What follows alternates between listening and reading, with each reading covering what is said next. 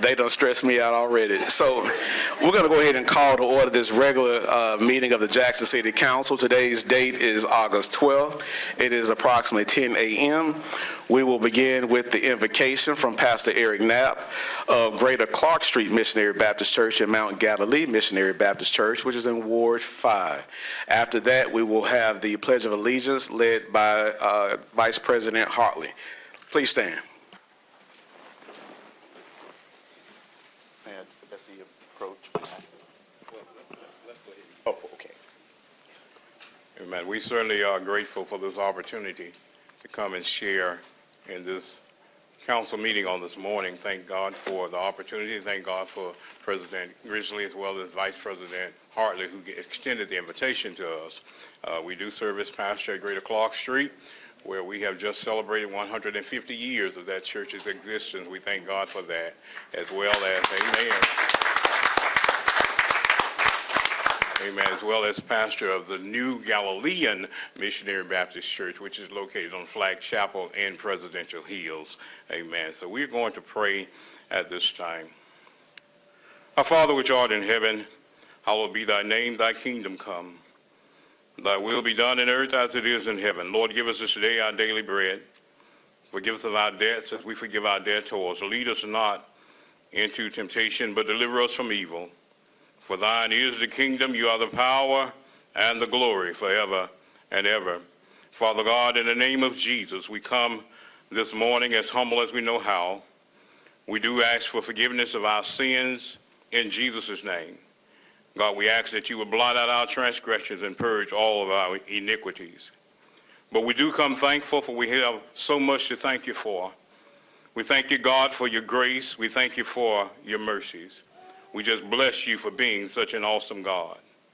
But as we have gathered here on this morning, we're praying, God, for your guidance, for your wisdom, for the city council as they continue to lead and guide this city in a manner in which you will be glorified and your people will be blessed and edified. We pray, God, that you will give them clarity, that you would give them discernment. Oh God, we pray that you would grant unto them the ability to work together in unity for the betterment of this city. Oh God, just crown their heads with the wisdom and knowledge so that all of the citizens, each one will be better by the decisions that are made. Bless us, God, and we're going to bless you back. We pray, God, for compassion. We pray that families will be guided the right way, that everything that is done will be done in decency and in order.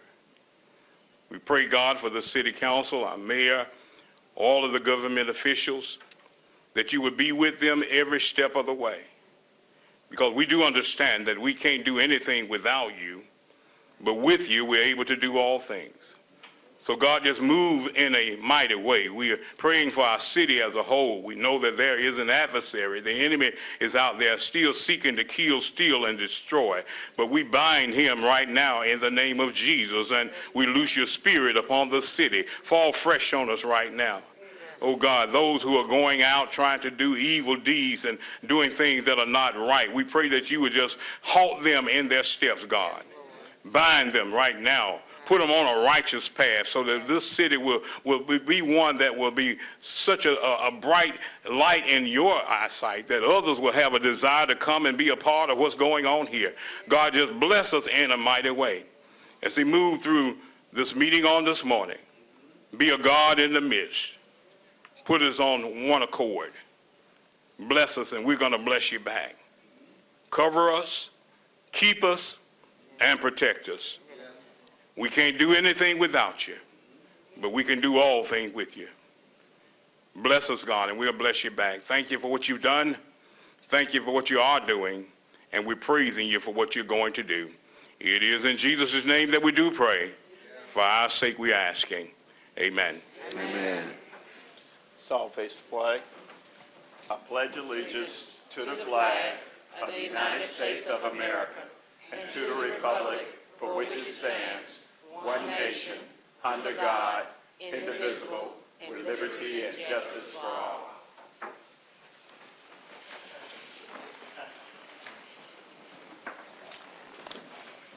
Thank you, Pastor Knapp. Colleagues, are there any opening statements? Mr. Hartley? First of all, I'd just like to say thank you to Pastor Knapp at Greater Clark Street Baptist Church. It was founded to help the community when Ulysses S. Grant was president. So that's how long it's been there, serving the community and providing for a better Jackson. I appreciate that. And the announcement is this coming Saturday, we will have Ward 5 Day out at Livingston Park and the zoo. And so we invite everyone to come out and participate. Thank you. All right, thank you. Is there anyone else? All right, very good. We have a public hearing this morning. Or do I take 14 before public hearing? No, two first. Two first. All right, thank you. Clerk? Resolution of the City Council of the City of Jackson, Mississippi, approving the adoption and implementation of the Tax Increment Financing Plan, Fund Development Project, City of Jackson, Mississippi, December 2015, as amended and restated July 2025, and for related purposes. Okay, is there anyone here to speak in favor of this item? Please state your name for the record. Good morning. My name is Charity Karanja. I'm with Butler Snow. I work with Trey Hairstone, and we represent the city in connection with the tax increment financing plan for the Fondland Development Project. During the July 29th meeting, the council adopted a resolution setting a public hearing for today in connection with the amendment for the tax increment financing plan for that project. And that amendment increases the county's participation in that financing. As provided in that resolution, we published the notice of the public hearing in the Mississippi Link on August 6th, and a copy of the proof of publication has been provided to the council. I'm here to answer any legal questions, and the developer is here to answer any questions in connection with that project. And at this time, I wish to open up the public hearing on that amendment and welcome any public comments in connection with the project. Okay. Thank you. Is there anyone else here to speak in favor of this item? Anyone here to speak against this item? Anyone in opposition? Okay, thank you. Colleagues, we're going to go ahead and go to number 14 and take up 14 for a vote, please. Resolution of the City Council of the City of Jackson, Mississippi, approving the adoption and implementation of the Tax Increment Financing Plan, Fund Development Project, City of Jackson, Mississippi, December 2015, as amended and restated July 2025, and for related purposes. So moved. Second. All right, it's been moved and properly second. Any questions or comments? Question, Mr. President. Yes, sir, Mr. Stokes. Thank you so much. Apologize for the hesitation. What has changed, if anything? Yes, sir. We have increased the pledge that the county is going to be providing for the security on those bonds. Initially, the county had pledged up to 50% of its increase in ad valorem taxes, but now it's increasing to cover the total amount of the bonds that was actually approved in 2016. Okay. The county approved an increase, Yes, sir. and what else is changing? Can you? It's just the increase in the pledge. Okay. Yes, sir. But it's a TIF plan for both the city and the county. So both the city and the county have to approve, and I'll let the developer explain more. Please, that would help.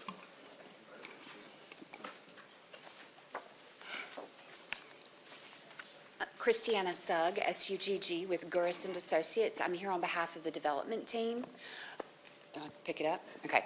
I'm here on behalf of the development team. There was another change. We were actually adding some real property to the TIF district so that we can build, Jason, how many units? 233 unit multifamily housing. So there's going to be a request of the county to change their pledge as necessary to help maximize the amount of the bonds. The official change today undertaken by the City of Jackson is adding this land to the TIF district so that we can have room for the multifamily. Now, for those citizens who might be watching that don't completely understand, now this is the Fund Development that was played some years ago, correct? Yes, sir, it was. Right. What's the status of the hotels that were also placed? Are they gonna, is it gonna materialize? Is it not gonna happen? We're not planning for it. You know, people tell us they're gonna build the homes and all of that, and I think that's near where the pizza place is. But kind of give us an idea of what's all included. Yes, sir, you have a good memory. So when this was originally approved, it was two projects. There was the Fondren, which was going to build a hotel behind Cobb's Cleaner, and then there's the Whitney Place redevelopment, which is the Strip, and was going to also include a hotel. The hotel is forthcoming. I believe it's going to be adjacent to the parking garage, which has been recently built, and the family housing is going to be south of the parking garage. So I don't know the status of Mr. Decker's project, the It's all right. Fondren side of it. This amendment changes the land in the Whitney Place area and adjusts any participation the county may give us for Whitney Place. I supported before, I support it now. Thank you. In time of the time frame, what's the scheduled completion of this project? I hope you all received the memo I prepared. It was quite lengthy, so I don't blame you if you did not read it. But we anticipate that the project will be substantially completed by October 2027.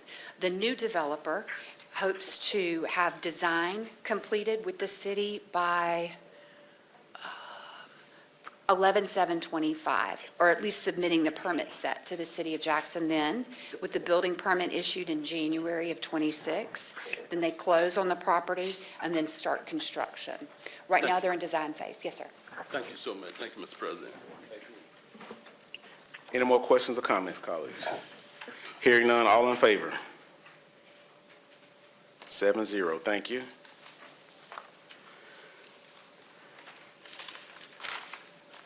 All right, so now we will move to public comments. We're going to take up the non-agenda items first. As your name is called, please come to the podium. Make sure that the green light is on and state your name for the record. You will have approximately 3 minutes to make your comment. At the 2.5-minute mark, the clerk will let you know that you have 30 seconds left, okay? If by chance, you're cut off, it's not to be rude or anything, but it's just make sure that we maintain the rule and the decorum in this chamber. All right, first we have Akinola Dunballs, equal opportunities, equal employment opportunities. Akinola Dunballs. Okay, next we have Dr. Ruby Benson, Management at Christian Brotherhood Apartments. Dr. Ruby Benson.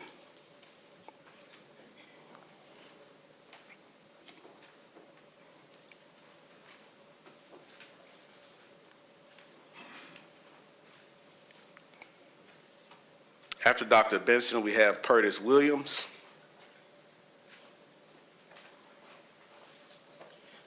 Good morning, Dr. Benson. Good morning, how y'all doing? Great. I wanted to bring to the council's attention an incident that has happened to my family member just this morning. As many of you all may know, especially Councilman Stokes, that the Christian Brother Apartments are under construction.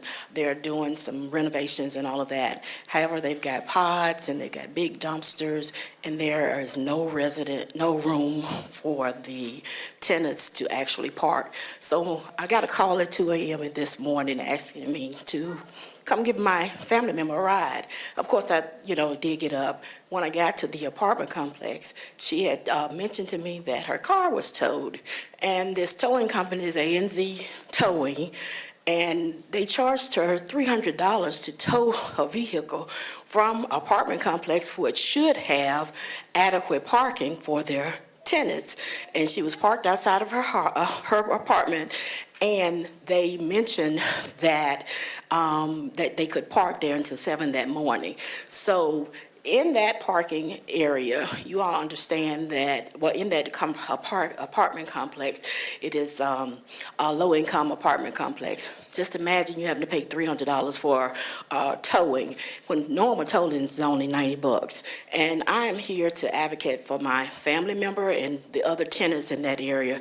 If we could get someone in the renters department or divisions to actually check out that unfair practice. I'm a healthcare provider and I advocate for healthcare needs all the time, but when it comes down to my family, I think that, we should have more, well, not my family, but just everybody in tenants who live in these apartment complexes. These apartment owners are doing whatever they need to do or want to do, and then they're not providing the services that these tenants need. So I wanted to make sure that I have it on record that Christian Brothers Apartment and A&Z Towing, they apparently are running some kind of racket. All right, thank you. Is Thank Ms. you. Pam Jr. here? Maybe someone from the administration could meet Dr. Benson out. I see Ms. Campbell. All right, thank you. Purtis Williams, Lake Hyco. Purtis Williams, Lake Hyco. All right. Say green light, right? Yeah, well, it's on. State your name for the record, please. This is Purtis Williams, Ward 3 off California Avenue. Thank you for your time again, ladies and gentlemen. This is really something directed more so to the previous administration, because with the new administration, I can't hold you accountable for something that your predecessors did. Now, I do appreciate the Bible verses being read in the beginning, so I'll read one.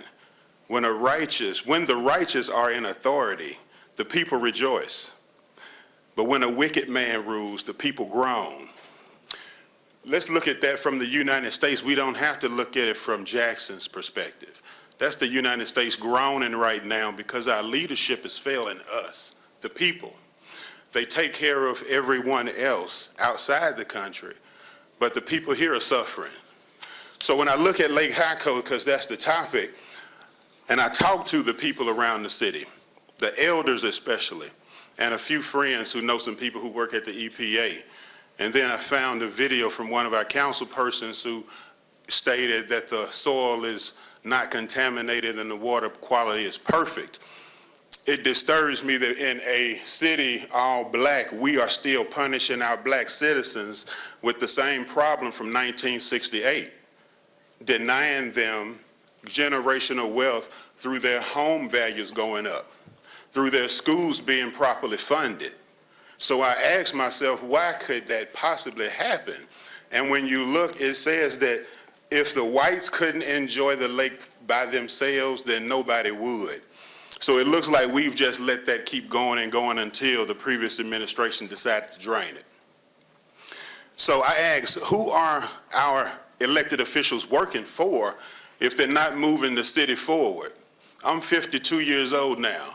And since I graduated high school, yes, I left. I didn't see any potential here, and I'm glad I did, because coming back, it looks like a nightmare. So it's going in the wrong direction. The people are groaning, just as the Bible said. Our wicked leadership. So we won't say current administration. God loves repentance and moving in the right direction. So I'll ask, can we, in this new administration, just like Mayor Horn did the parking area for the convention center, reevaluate that green space and put something better there? Lake Hyco deserves to be reopened. We really don't care as the citizens how much it costs to get it back in order, because it shouldn't have never been closed and drained in the first place. That could fund these kids' schools, pave these roads, and bring jobs into this community that won't be affected by AI and robotics. Thank you. Thank you, Mr. Williams. Mr. President? Yes, Councilman Stokes? Thank you. Mr. President, Williams mentioned this to me last week. I'm going to request that we put on the agenda for the next council meeting item dealing with discussion Lake Hyco. I think the city need to know. Now, the decision was not made by the mayor. This council was made by Jackson Public Schools. But I think that we all need, because he's saying we're all responsible, we all need to know what's the plans for Lake Hyco, what's going to happen, because he said it was drained, should never been drained, and he brought up some issues that a lot of people think about, because it could have been used for fishing and everything else. So we need to hear what's the plans from Jackson Public Schools, and we can know, legal and everybody else, what's the city's role and what's our responsibility, what we can do and can't do. Thank you. Thank you. Now, colleagues, you know, we begin budget hearings tomorrow, and I think JPS is scheduled to be here at 2 o'clock, along with the airport. So there'll be a good time to ask those questions also. Ms. Earlene Tillman, water issues. Yes, my name is Earlene Tillman. I am from Delmonico Drive, Ward 2. I'm concerned about the water that comes down in the back from the park, the Westside Community Park. Back here, it comes down into our homes here on Delmonico Drive. And about 6 weeks ago, we had like a flash flood.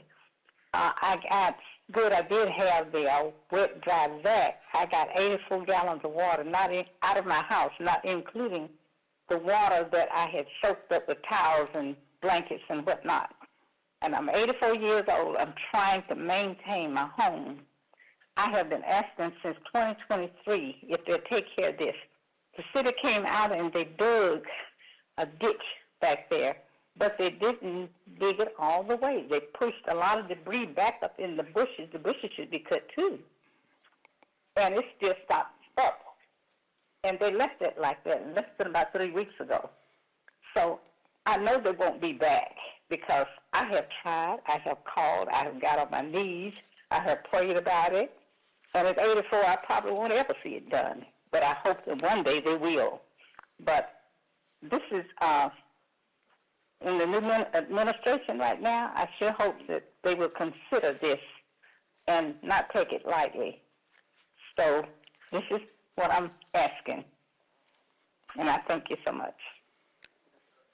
Thank you so much, Ms. Tillman. I can give it to you once we get out of here. Thank you so much, Ms. Tillman. Ms. Jacqueline Bolden, new business in community. Good morning, everyone. Good morning. I am Jacqueline Bolden, proud member of the South Jackson community and Jackson, Mississippi. I'm grateful to come before the mayor and the council. I just want to share, we want change in our community. I want to see businesses in our city. I don't want to drive here, there, and everywhere just to shop. So we're doing something about it.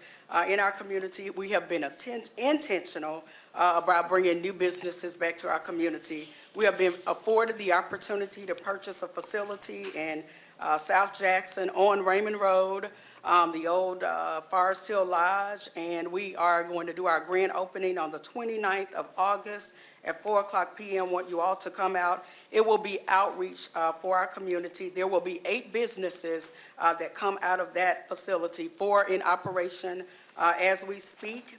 And again, we want to curb crime in our community, so we want to kill the weapons of guns and give our children the weapon of word.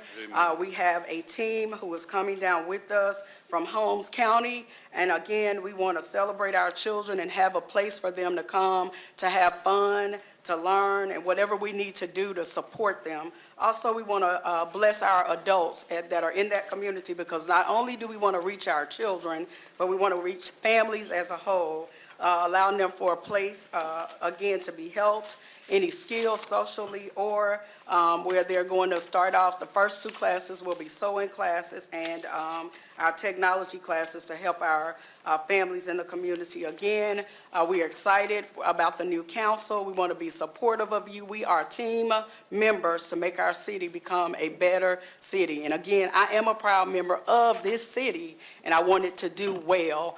So we're praying for you, and also we want you all to be in support of the things that we do. Thank you so much, First Lady Bolden. All right, now we're going to move colleagues to Ms. Clay. Ms. Bolden, when will the sewing classes start? The sewing classes will start after Mike. On the 29th, we will officially start everything after we do our grand opening. All right, thank you.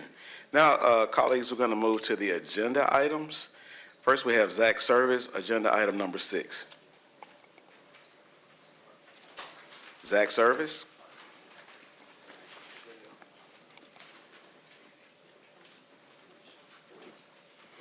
Good morning, Zach Service, resident of Ward 3. I'm here to discuss two things. One on the agenda is the Golden Key Apartments. I've been speaking with tenants there for quite a few months now, and they've been sharing their concerns. So I was glad to see Councilman Stokes add it to discussion because they're not getting the treatment they deserve, and that's a lot of seniors. It's right over near Delhaven Estates, and really good people there. But their community spaces are not being taken care of. I think there's like one maintenance person for the entire complex. The maintenance person, it can only do what he's ordered to do, and orders by the property management are not going out to do the necessary repairs for these tenants. So I just want to support whatever Mr. Stokes is going to bring to the light. It's definitely happening. It definitely needs to be addressed, and it needs action.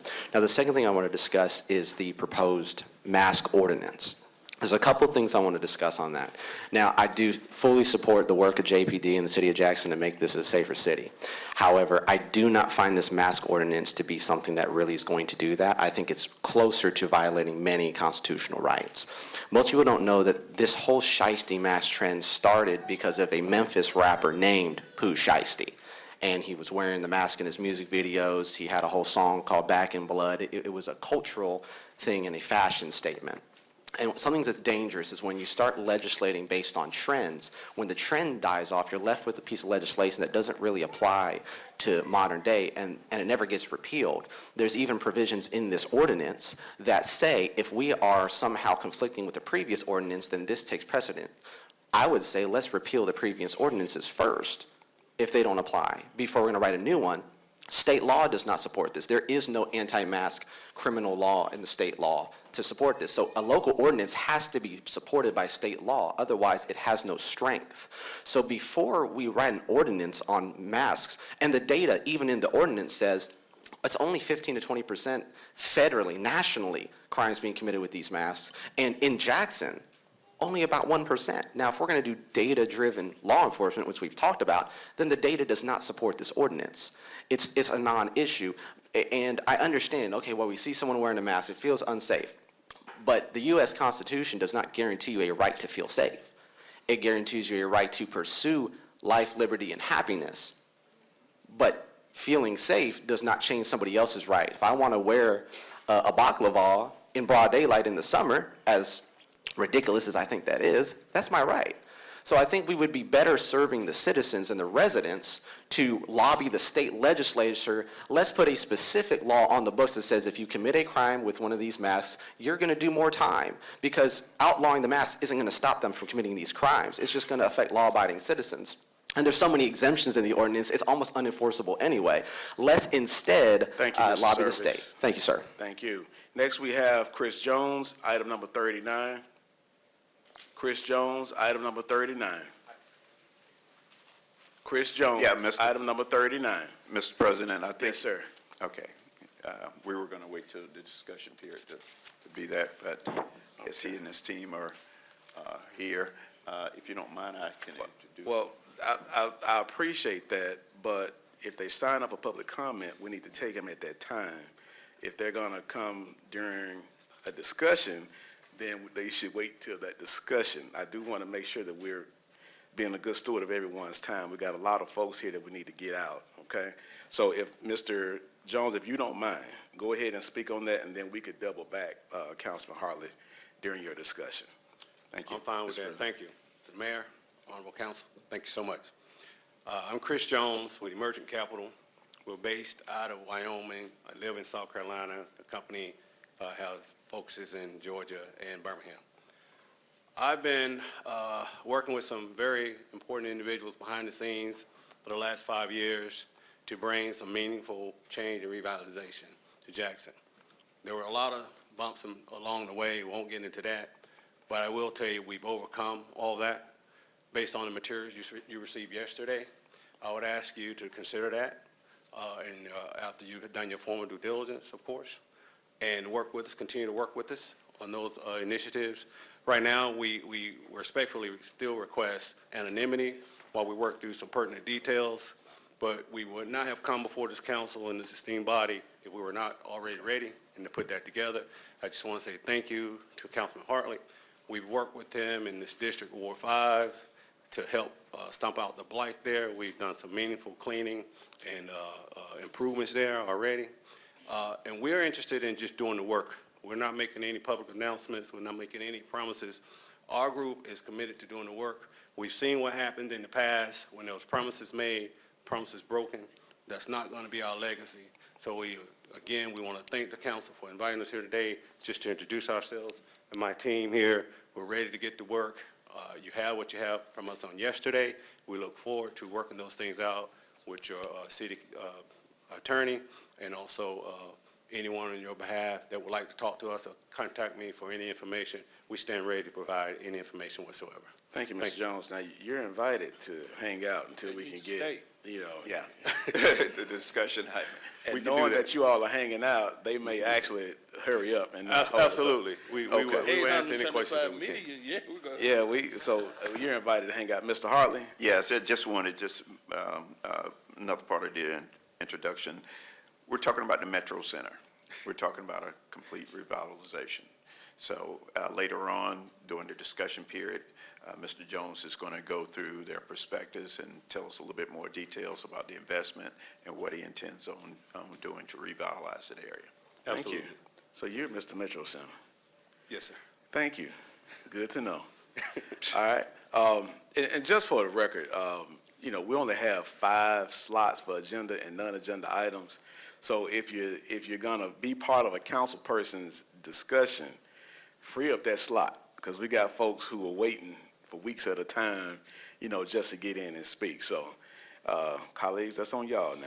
Thank you, Mr. Jones. Thank Hang you. out though. Thank you. Mr. Bernard, item number 37, or is he? I'll wait for discussion items to come on. All right.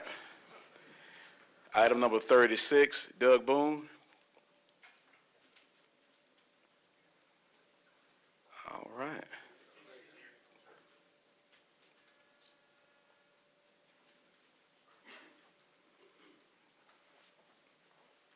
All right, Mr. Boone, I'm like a bus driver now. If you ain't at the stop, I keep going. State your name for the Thank you. record. Thank you. I'm Doug Boone. I'm the newly appointed Executive Director of the Fondren Renaissance Foundation. Mayor Horn, City Administration, members of the City Council, thank you for the opportunity to speak to you today. My comments are directed at discussion item number 36 on your agenda, Eubanks Creek. 2 years ago, the foundation embarked on an inclusive, community-driven planning initiative designed to create a visionary roadmap for Fondren's future. The result of this effort produced an action plan of some 40 definitive recommendations. These actions aim to advance Fondren's goals through practical, proactive, and intentional efforts and provide a roadmap to implement ideas and aspirations. It was this study that attracted me to the position I now hold. One of these actions to address was the long neglected Eubanks Creek that runs from the northwest corner of our neighborhood to its southeast corner. Our aspiration is to bring to bear natural flood management tools while providing environmental, recreational, and community benefits. Transforming Eubanks Creek from a problem for the 250-plus structures in its floodplain into a welcoming neighborhood, asset of walkable greenways and open spaces, this project can improve safety while encouraging healthier and more connected communities. These improvements ensure that public spaces remain accessible and inviting. Our consulting partner undertook an extensive study of the creek, walking it from one end to the other and gaining an understanding of the issues caused by pollution, trash and debris, overgrown vegetation, pinch points at bridges, failing hydraulic structures, and erosion and instability. They spent time talking with residents and business owners of Fondren to understand the impact the creek had on daily life. The resulting set of recommendations, if enacted, would bring together flood mitigation tools such as detention, retention basins, and stormwater parks, along with cleaning out trash and cutting back vegetation. This technical groundwork lays the foundation for greenway trail expansion, nature parks, educational programming, and future connections to the Pearl River Greenway, Museum Trail, LaFleur's Bluff State Park, and other city amenities. We have shared our plans with local, state, and federal officials, as well as the citizens of Fondren, and there is much enthusiasm around the project. It is my hope that the city will see the value of what we can accomplish with Eubanks Creek, fund and support us in our efforts, and replicate it as a model for other waterways and drainage basins in the capital city. Thank you for your time today. Thank you. Are you related to Andy Boone? We've never done the genealogy work down that side. I can tell you now, I'll do y'all it. related. If I ever do it, I'll let you know. I can tell you right now, y'all are related. There you go. Thank you, Mr. Boone. Thank you. All right, colleagues. Mr. President, Yes, sir, Mr. Mayor. just to let the council and the audience know, we have approved a letter to go to the U.S. Army Corps of Engineers to ask them to take a look at this project and to see if there are resources available from the Corps that might help mitigate the issues that Mr. Boone spoke of. All right. Thank you so much, Mr. Mayor. Mr. President, Yes, sir. are we through with public comment? We are done with public comment. Mr. President, I want to thank Wiley Penn 704 for giving me the Lifetime Achievement Award. I was going to do it early on, and I want to thank them for and they had Maggie Wade as the speaker, and I just want to tell them, thank you. You can make that. That's the Buffalo Soldiers, isn't it? Part of it's, I'm trying to figure out how they come Lifetime Achievement, young as I am, Mr. Mayor. You were foot laughed at that. It'll work. All right, colleagues, now we're going to move ahead to the consent agenda. We know that consent agenda items, if you desire to discuss any of the consent agenda items, that you must request to pull them, okay? Otherwise, we're going to go ahead and get this on the floor. Right, Mr. Parkinson? Okay, all right. All matters listed under the consent agenda are considered to be routine by the City Council and will be enacted by one motion in the form listed below. There will be no separate discussion of these items. If discussion is desired, that item will be removed from the consent agenda and considered separately. So moved. Second. That's been moved and properly second. And the questions of colleagues, the questions or comments? Hearing none, all in favor? All right, Mr. Stokes is a yes also. He didn't get out the door. Okay. Good. All right. Now, colleagues, if we can go ahead and take up items 26 through 32, the airport items, but the airport has pulled item 30 and 32. And you should have a substitution, a revised copy of item 31.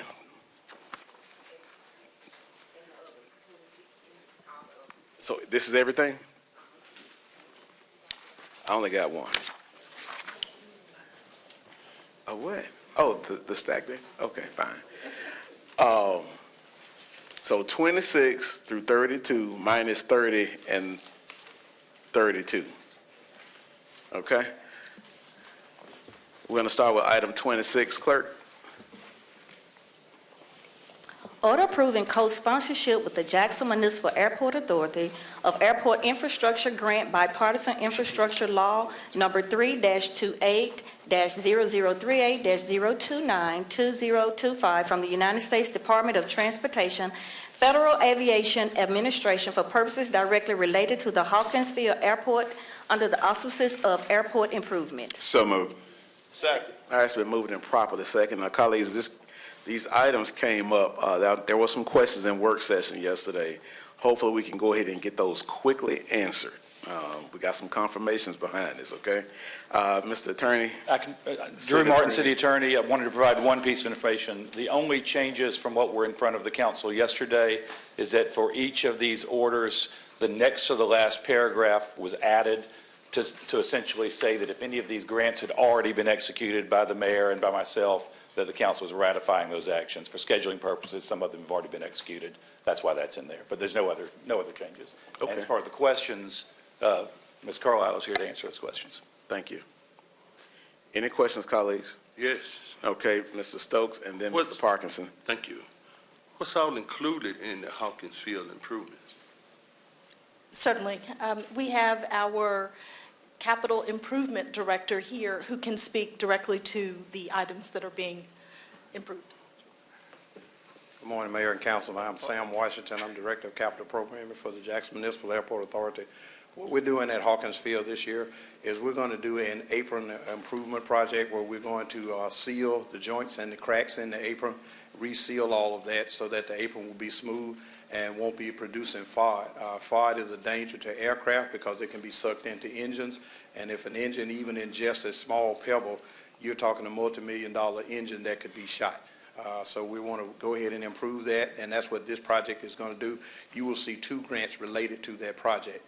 Both of them are going to help pay for getting that all done, but we're going to reseal the apron out in front of the terminal to make sure that it's not producing FOD so that we don't have danger to our aircraft that will be coming across the apron. Now, we do not have to worry about larger planes coming into Hawkins Field. Oh, yes. Yes, any plane that comes in can either disturb the FOD or can ingest the FOD. So even small Cessnas that do training, it can still harm them, but specifically jets, because jets have engines that can pull air from all directions, and they can easily ingest things from the ground.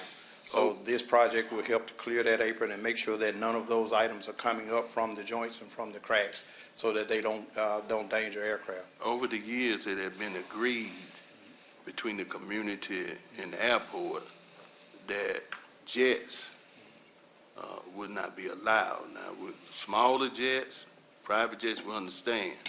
That's what they are.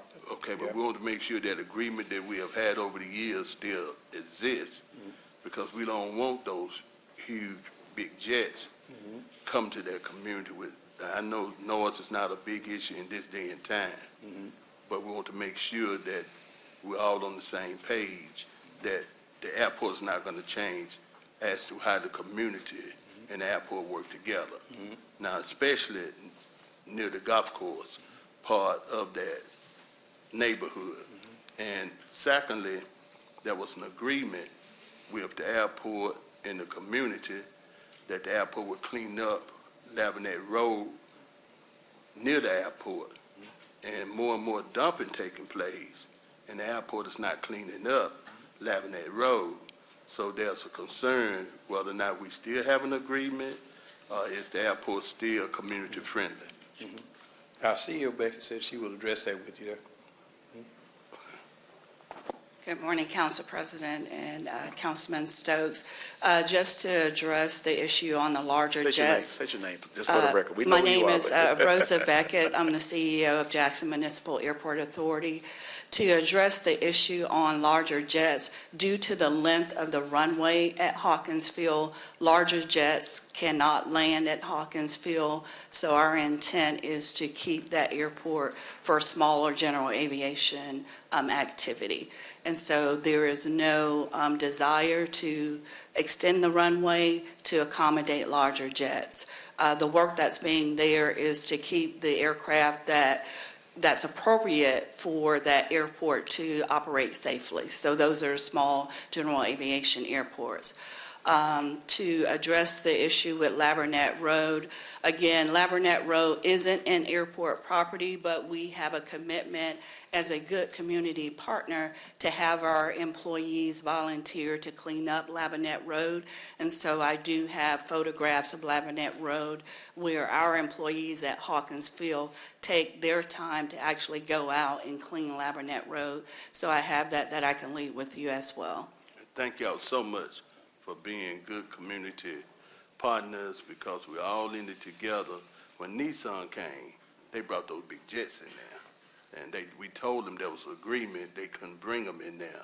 So that's why we want to make sure those jets will not start, and then with different ideas, it'll become a part of the destruction of that community. Thank you. Thank you. Now, to Councilman Hartley's point, the acronym that you used, that's foreign object debris. And the thing is, you're cleaning up the area out front. So make sure none of this debris is sucked up into the engines and do a lot of damage, whether it's military helicopters over there or the small aircrafts. Foreign object debris, the rocks and everything else that pop up. Thank you. Mr. Parkinson? Thank you. Yeah, some FOD hit and cracked my windshield. If you can get the FOD off our Jackson streets, we'd love for you to do that. But thank you for the work you're doing. The Jackson Airport is on the up and up, and we appreciate it. More direct flights. We've got the escalator under repair. More dining options available there. Love the work that's doing there. I think the only question that I had that wasn't answered after yesterday's work session, at least two of these items appear to state in the draft copy, this offer will expire and the United States will not be obligated to pay any part of the cost of the project unless this offer has been accepted by the sponsor on or before August 4th, 2025. Does the point that Mr. Martin brought up earlier address those two items? We're past the deadline. I want to make sure we're not obligating funds that we're not going to get back. I understand. Kimberly Carlisle, General Counsel for the Airport Authority. Fortunately, we did receive updated documents from the FAA. The updated documents do reflect the date, August the 18th, for both of those grant awards. Wonderful. Thank you. Thank you. Mr. President, I will just, if I may, we've signed those agreements, so there's no chance at this point that we will not be accepting those funds. I should have had you speak first, Mr. Mayor. Thank you for that. Any more questions or concerns about this item? Hearing none, all in favor? 7-0, very good. All right, number 27. Order approving co-sponsorship with the Jackson Municipal Airport Authority of Airport Improvement Program Grant Offer Number 3-28-0038-030-2025 from the United States Department of Transportation Federal Aviation Administration for the purposes directly related to the Hawkinsville Airport under the auspices of Airport Improvement. So moved. It's been moved and properly second. Any questions or comments about this item? Hearing none, all in favor? 7-0, thank you. Item 28. Order approving co-sponsorship with the Jackson Municipal Airport Authority of Airport Infrastructure Grant Bipartisan Infrastructure Law Offer Number 3-28-0037-072-2025 from the United States Department of Transportation Federal Aviation Administration for purposes directly related to the Jackson Wiley Everest International Airport under the auspices of Airport Improvement. So moved. Second. It's been moved and properly second. Any questions or comments? Mr. Hartley? Yeah, just a quick comment. I appreciate everything the JMAA is doing towards going out and getting these federal dollars to improve our airport system, Hawkinsville and the International Airport. Again, this is important so that, look, we don't want any talk of takeovers or anything like that. So let's maintain that strong wall, have the best facility possible. And thank you for my representative, Mr. Ricky Jones. He's always briefing me on information, but appreciate everything you guys are doing out there. Thank you. Thank you, Mr. Hartley. Any more questions or comments? Hearing none, all in favor? 7-0. All right. Good batting average here. Number 29, clerk. Order approving co-sponsorship with the Jackson Municipal Airport Authority of Airport Infrastructure Grant Number 3-28-0037-074-2025 from the United States Department of Transportation Federal Aviation Administration for purposes directly related to the Jackson Medgar Wiley Everest International Airport under the auspices of Airport Improvement. So moved. Second. Been moved and properly second. Any questions or comments? I got a question. Mr. Foote? Thank you, Mr. President. Are all the escalators at the airport working now? No, sir. What's the timeline on getting the escalators in full operation? So if you go to the airport, you can look at the east side of the airport and you'll see construction walls up. And so those bank of escalators are being removed as we speak. And we received in the constructed new escalators for the east bank yesterday. And so what we'll do is we'll phase demolition and install on the east, and then we'll turn around and do the same thing on the west. And so the west is working currently. In addition to that, we have an elevator that allows you to transverse up and down between the floors. Thank you. All right, thank you. Any more questions or comments? Hearing none, all in favor? 7-0, thank you. Now, the airport pulled item 30, so we're going to move to 31, and you should have a revised copy. Like you want to say amended, but a revised copy in your possession, colleagues. Clerk? Order approving co-sponsorship with the Jackson Municipal Airport Authority of the Airport Infrastructure Grant Bipartisan Infrastructure Law Offers Number 3-28-0037-076-2025 from United States Department of Transportation, Federal Aviation Administration for purposes directly related to the Jackson Mary Wally Evers Airport under the auspices of airport improvement. So moved. Second. Been moved and properly second. Any questions or comments by item 31? Mr. President, Yes, sir. each one of these items we voted on was at least $1 million more, right? Not all of them. There were two that were over $1 million apiece, and then one was about $600,000, and then a couple at just over $100,000 for a total of $3 million, just over $3 million. But for the federal government helping us. I'm sorry. But for the federal government helping us, you would have to try to find another way to raise this money, correct? That's correct. So we do depend mostly on federal income. In addition to that, our revenue, all revenues that we make, we pump back into the airport to maintain this infrastructure and facilities. And I don't fly, very seldom do I fly, but I pick up people who fly. And the airport look good. Yeah, it look good. It really, I've seen it keep improving. I'm not saying it was never really in bad shape, so y'all done a good job with trying to keep up. When I used to fly, I used to go to other cities and see their airports, and, you know, our airport is better than a whole lot of cities throughout this country. So keep up the good work and keep getting that federal money from Benny Thompson and all those folks. Okay. We appreciate that, and we do appreciate the city council in several instances when we're going after those federal grants. We've reached out to a number of the council members to submit letters of support, and they've all been responsive to our requests, so we appreciate that. Thank you. All right, thank you. Any more questions or comments, colleagues? Hearing none, all in favor? 7-0, thank you. I also want to take time to acknowledge airport leadership, and we got some commissioners here. I see on the wall, Ward 1, right?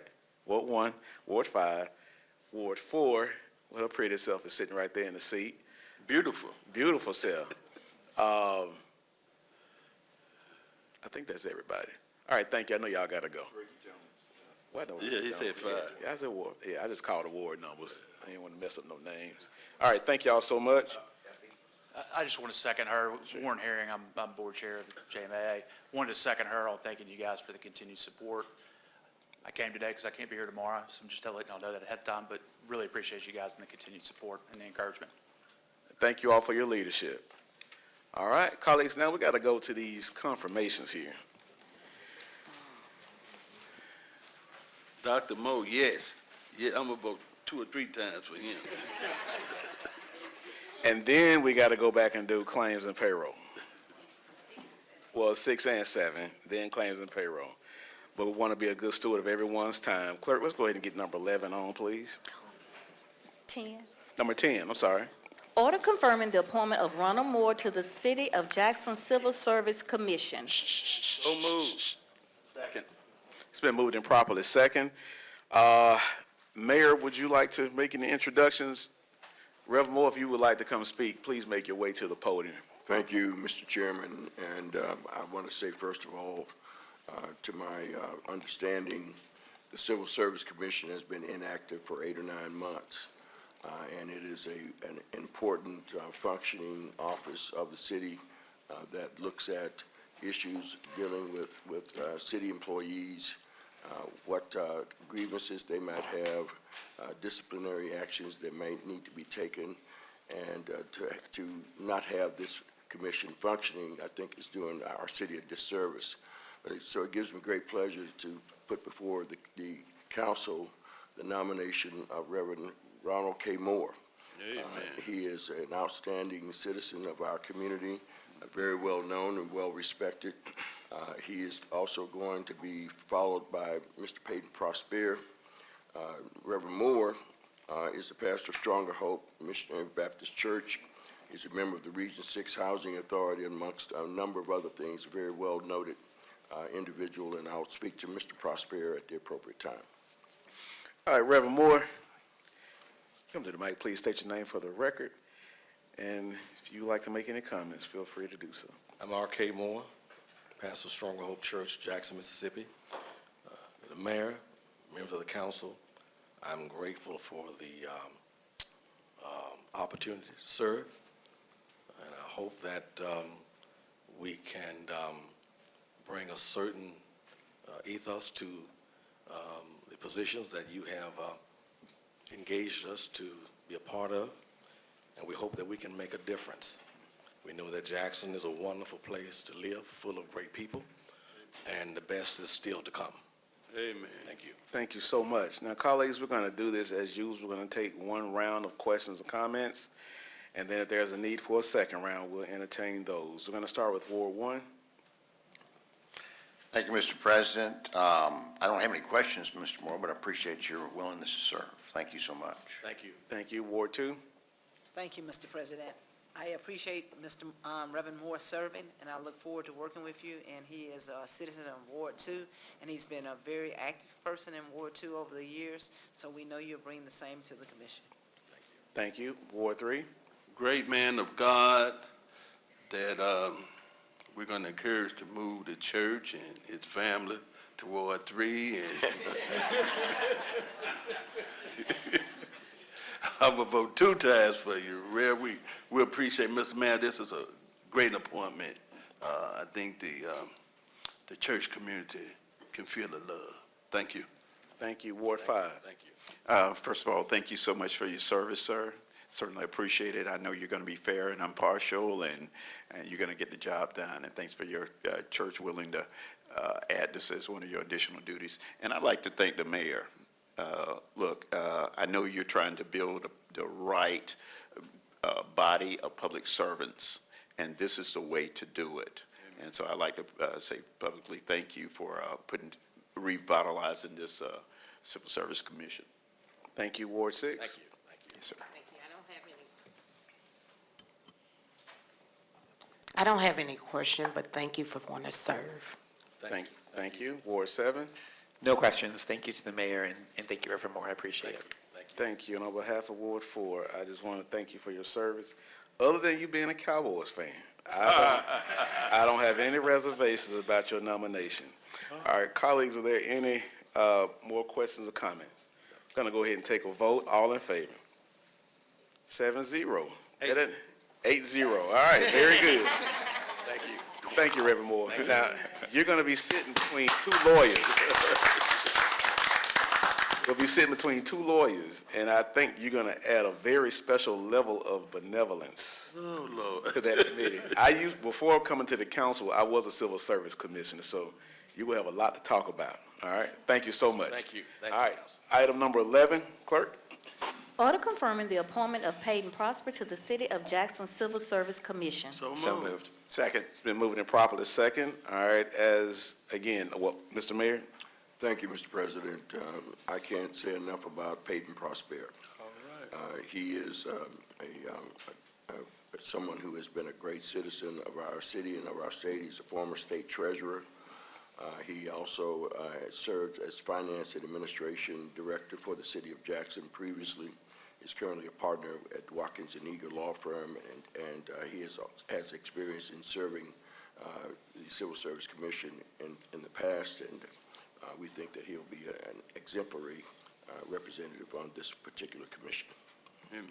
All right, thank you. Colleagues, we're going to start our first round of questions and comments. Ward 1. Thank you, Mr. President. I know that in the past you've worked, as the mayor has alluded to, for the city of Jackson. Can you give us sort of your resume, parts of your resume that apply to the city of Jackson? Mr. Prosper? Yes, thank you, Mr. Foote. I did serve some 20 years ago as Director of Finance and Administration, and that was the extent of my service, and it was an interesting time, but I have prior public service. I have worked with the state in the administration the Ray Mabus administration as general counsel to the Mississippi Development Authority, as general counsel to Governor Ronnie Musgrove, and I started with Dick Malpas a good long time ago in the Office of the Secretary of State, working on a variety of matters. So I do think that helps inform my sense of the importance of city employees to the health of this community in which we all live. And you want them dedicated and productive, and to do that, they need to be treated fairly, their grievances need to be heard, and they need to be encouraged in a way that retains those who are productive and are quality employees and allows them to feel secure in their positions. And that is what I see as our charge on the Civil Service Commission, Mr. Foote. Thank you, sir. I don't have any other questions, but I appreciate very much your willingness to serve on the commission. Thank you. Thank you. Ward 2? Thank you for being willing to serve. Look forward to working with you. Ward 3? I got to vote no on somebody, Mr. President, so I think I'm going to start right now. I think, Peyton, I met you through Kane, ditto, when administration. He has been a great person to know in this city.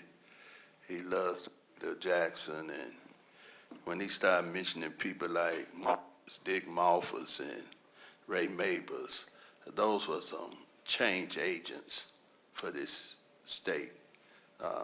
And we thank you for what you have done over the years. And, you know, again, I'm looking old and getting older.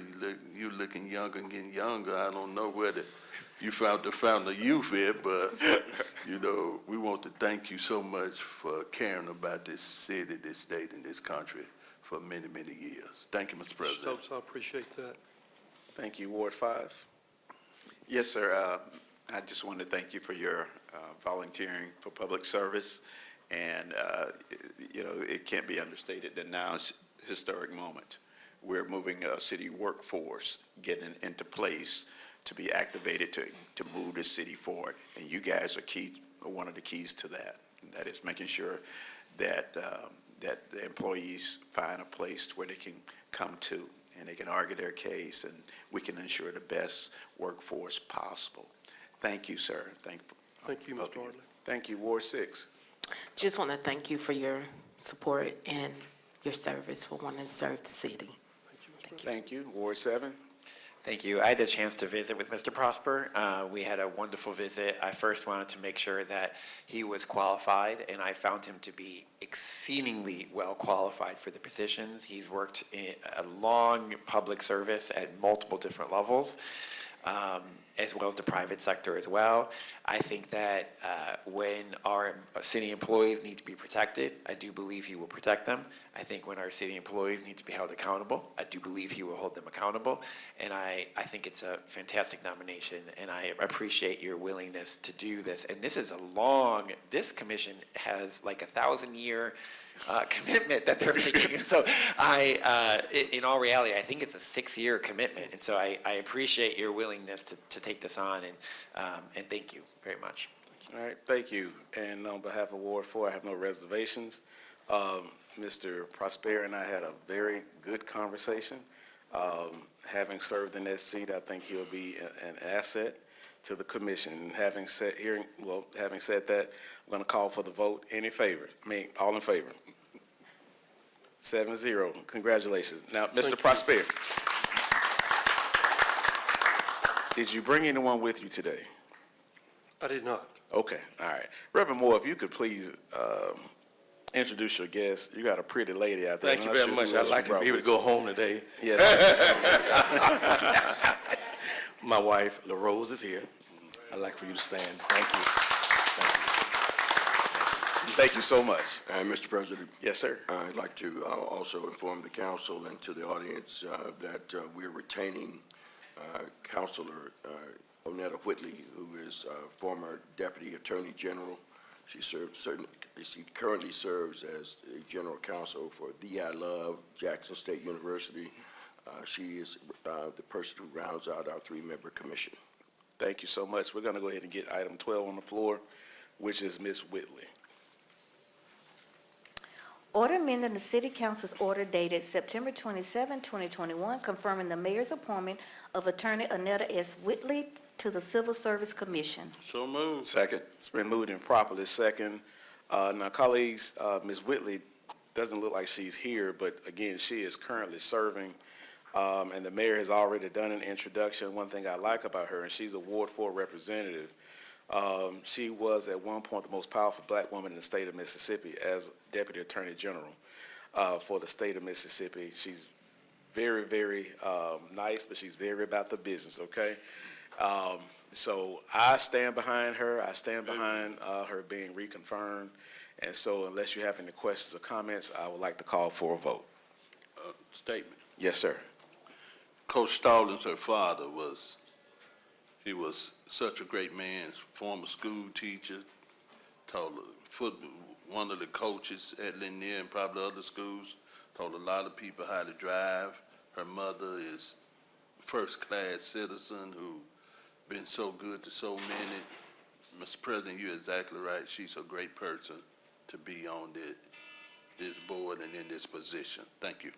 Thank you. All right, colleagues, I'm going to go ahead and call for the vote. All in favor? 7-0. Thank you.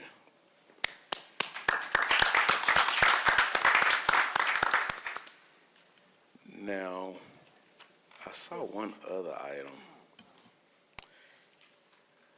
Which item is Coach Brady's item? Discussion. No, it's a It's discussion something else. vote. Must be, It's 33. yeah. Yep, 33. Let's go ahead and get that one taken care of, please. Now, Coach Brady, I know you used to being in charge, but at least let me invite you to the podium first. Clerk, if we can get this item on the floor, please. Resolution of the City Council of Jackson, Mississippi, supporting the Robert Bob Brady Save Our Youth initiative. So moved. Second. It's been moved and properly second. Mr. Stokes, this is your item. Thank you, Mr. President. This young man, come on, Coach. This young man has saved so many young people's lives. And he came to this body several years ago, and he tried to get baseball and other things started back to help us save some of these young people that's going the wrong way. I asked him to come and speak to us again, because we need to do something. We're losing a lot of these young people to gangs and all kind of negative things. But baseball, and I see Cedric Reed played at Lanier, and that's how I ended up playing, who was a neighbor, saved a lot of kids in the summer months from going to jail.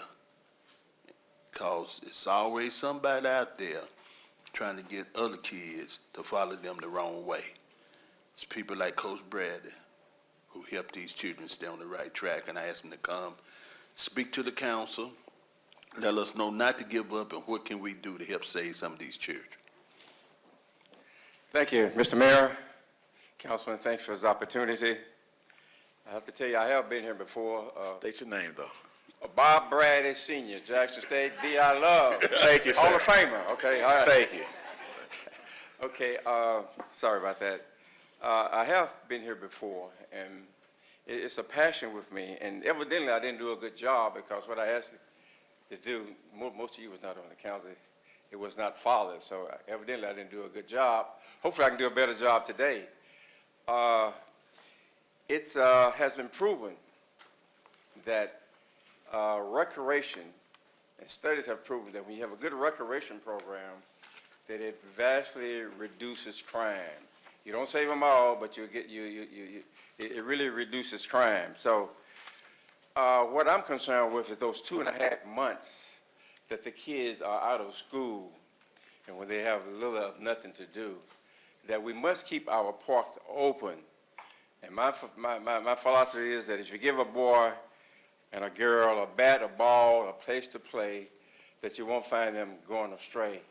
That we must provide an opportunity. We must keep our parks open. And I know we don't have lights anymore, but you don't necessarily have to have lights, because I can remember all we had was a pastor to play in. So I like like to try and ask the mayor and the council to make this a part of your agenda to fight crime within the inner city, because you got young boys and girls who are getting in trouble at a later age, and it's just like you don't move into a house that is already built.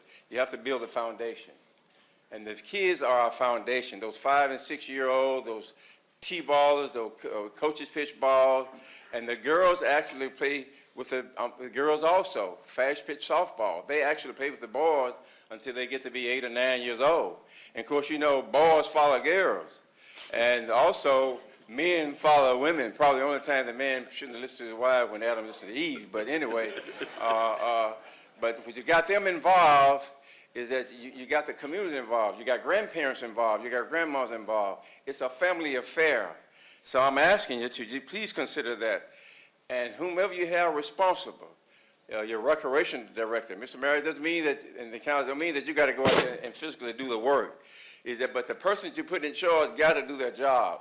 You got to have kids in Grove Park playing the kids in South Jackson, and West Jackson, and once they get to know each other, then they're not meeting each other for the first time. They become friends. They become competitors. They're not adversaries. So I'm asking you to really please consider that those 2.5 months. And now is the time. It's a little late for this year. Now is the time to plan for next year. I'd like to see signs in March and April that help parents to register their boys and girls into the Little League baseball program. And I guarantee you that if you do this, when those kids, when those 5 and 6 and 7 and 8-year-old kids get to be 14 and 15, you'll find your hands are on them. There's a caveat to this. You can always have the kids and take them to ball games. You can take them to different places to impact their lives. And I can remember that in my old days when we used to get in the community, you put a chip on your shoulder and you dare somebody to knock it off, right? To start the fight. So I'm daring you as mayor of the community to try this. We talk about fighting crime, and it's not about hiring policemen, because you can have policemen on every block and you still have crime. So I'm begging of you to do that, consider that. And I'm retired, but I don't mind meeting with your recreational director and giving him my input. Now, it don't mean that he's going to do it, but Mr. Mayor, if you come on there and you say it, and you encourage those parents and those men, those dads, instead of sitting on the tree with the coolers drinking their beer, hey, get with those kids. Take those telephones out of their hand. Get them out of those houses when it's hot. You know, get rid of air conditioning. You know what, like Brother Stokes, you people that grew up, Mayor, you all knew when you was growing up. You get out of this house, but you get back before sundown, you know? I thank you for this opportunity. I think that if we do this, and if you use your voices, they're very powerful. You can get with the Ministerial Alliance, and you can encourage those preachers. It's not all just about tithes and offering. It's about getting your young men and young girls involved, and put a team in the league. And I guarantee you'll see a difference in the crime rate when those kids get to be 13 or 14. You got your hands on them. I thank you for your time, and I'm not a minister, but you know, preachers, coaches sometimes have been accused of preaching, but I'm through. Thank you. Now, Coach Thank Brad, you very much. Thank you very much. I appreciate that, but Coach Brad, I want to say this. One of my mandates when I first got in office was to help bring Grove Park back. And last year, this council voted to put $1.3 million into Grove Park. Great. I had a great meeting out there the other day, and the work should have been done before now, but, you know, we putting, those baseball fields will be lit up at night real soon. Amen. And that's a lot of the money. We got the pool area, the tennis courts. Some of the tennis courts are going to be turning into pickleball courts, the walking path. We got a big plan, and I'm hoping that before next summer that our young people will be playing in that park again real soon. The senior citizens are already on me because they can't walk like they used to walk. But my mission is to make sure that we have a place where families, especially like our young people, can get back into recreation. And I completely agree with you when it comes to recreational programming.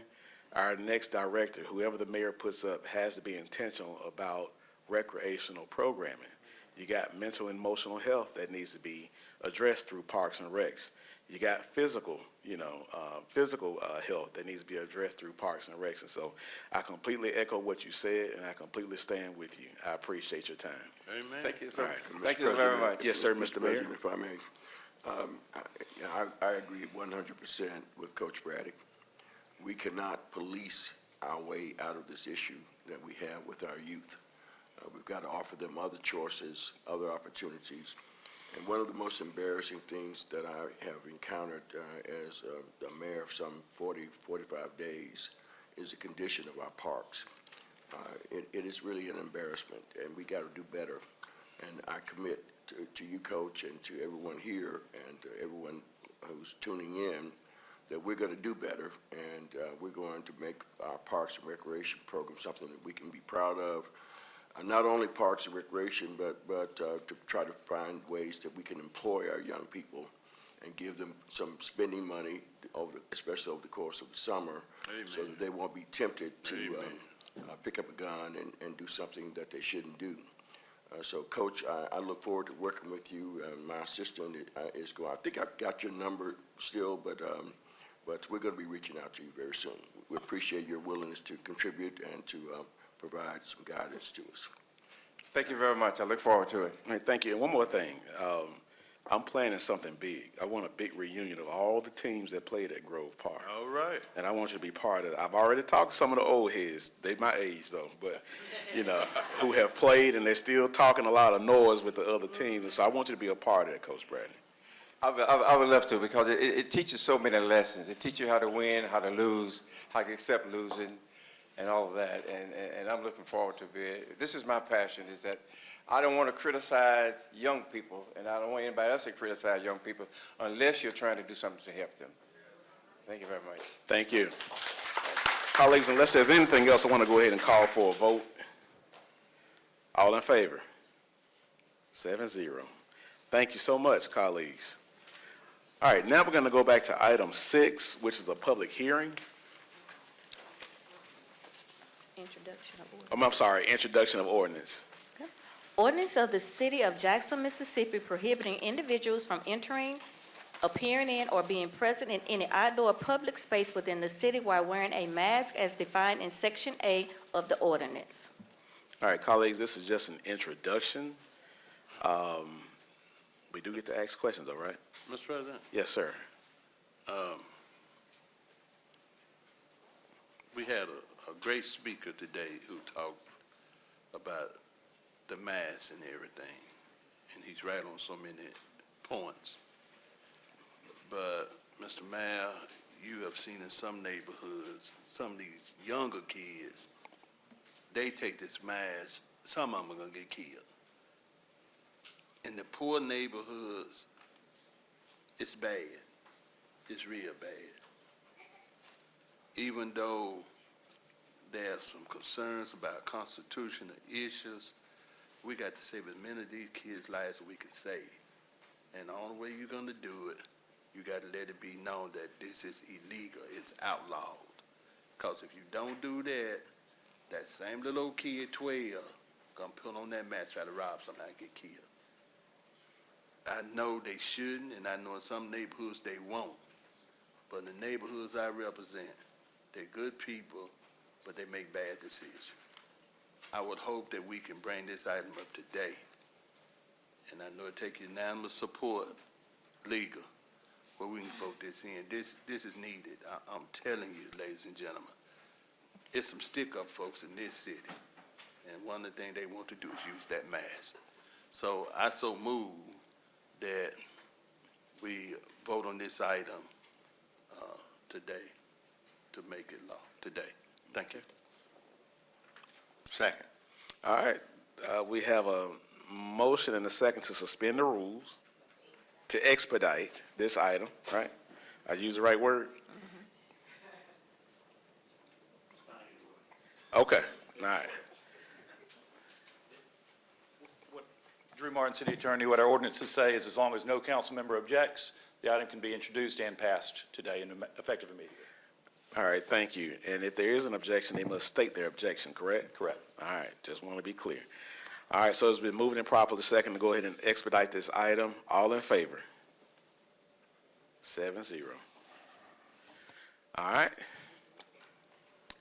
Ordinance of the City of Jackson, Mississippi prohibiting individuals from entering, appearing in, or being present in any outdoor public space within the city while wearing a mask as defined in Section A of the ordinance. So moved. Second. All right, it's been moved and properly second. Any questions or comments about this item, colleagues? Mr. Foote? Thank you, Mr. President. I appreciate the remarks were made earlier about constitutional rights and all, but on the other side, I think, is very compelling as well, and that is that, the city has invested a lot of money over the past 10 years in improving technologies, in helping to fight crime and to identify criminals and hold them accountable. And one of the important technologies that's come about in the past several years because of improvements in facial recognition technology is the ability to identify people that may be breaking the law and committing crimes.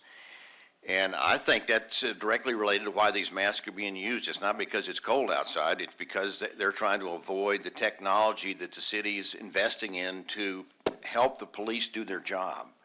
And so I think it's really important that we pass this ordinance because they're just trying to do something to avoid the technology that we've deployed to try to make Jackson safer. And I think this would be another way to try to help make the police do their job and help make Jackson safer. Thank you.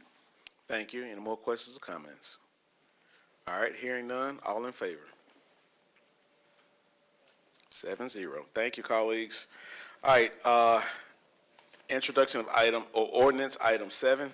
Ordinance amending Chapter 14, Division 5, Section 106-178 of the Code of Ordinances of the City of Jackson, Mississippi to include additional penalties for illegal dumping, to establish vehicle seizure, mandatory jail time, and enhanced enforcement procedures. Mr. So- President, It's just an introduction. President. Mr. Stokes?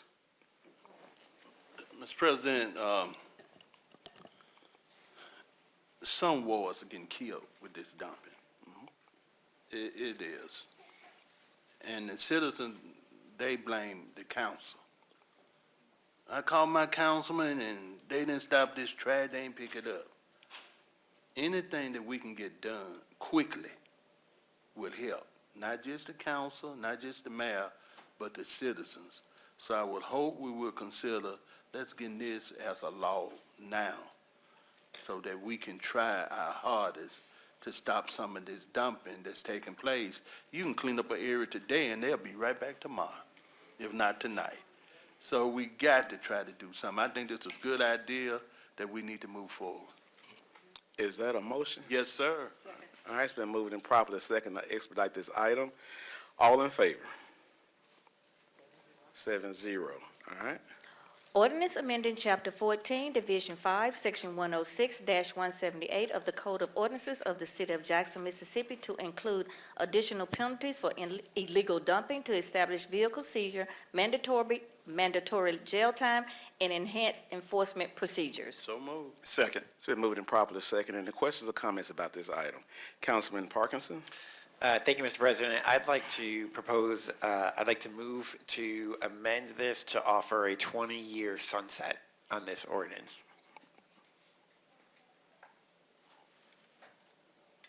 All right, the motion dies for a lack of a second. Any more questions or comments? I must did pretty good writing this ordinance.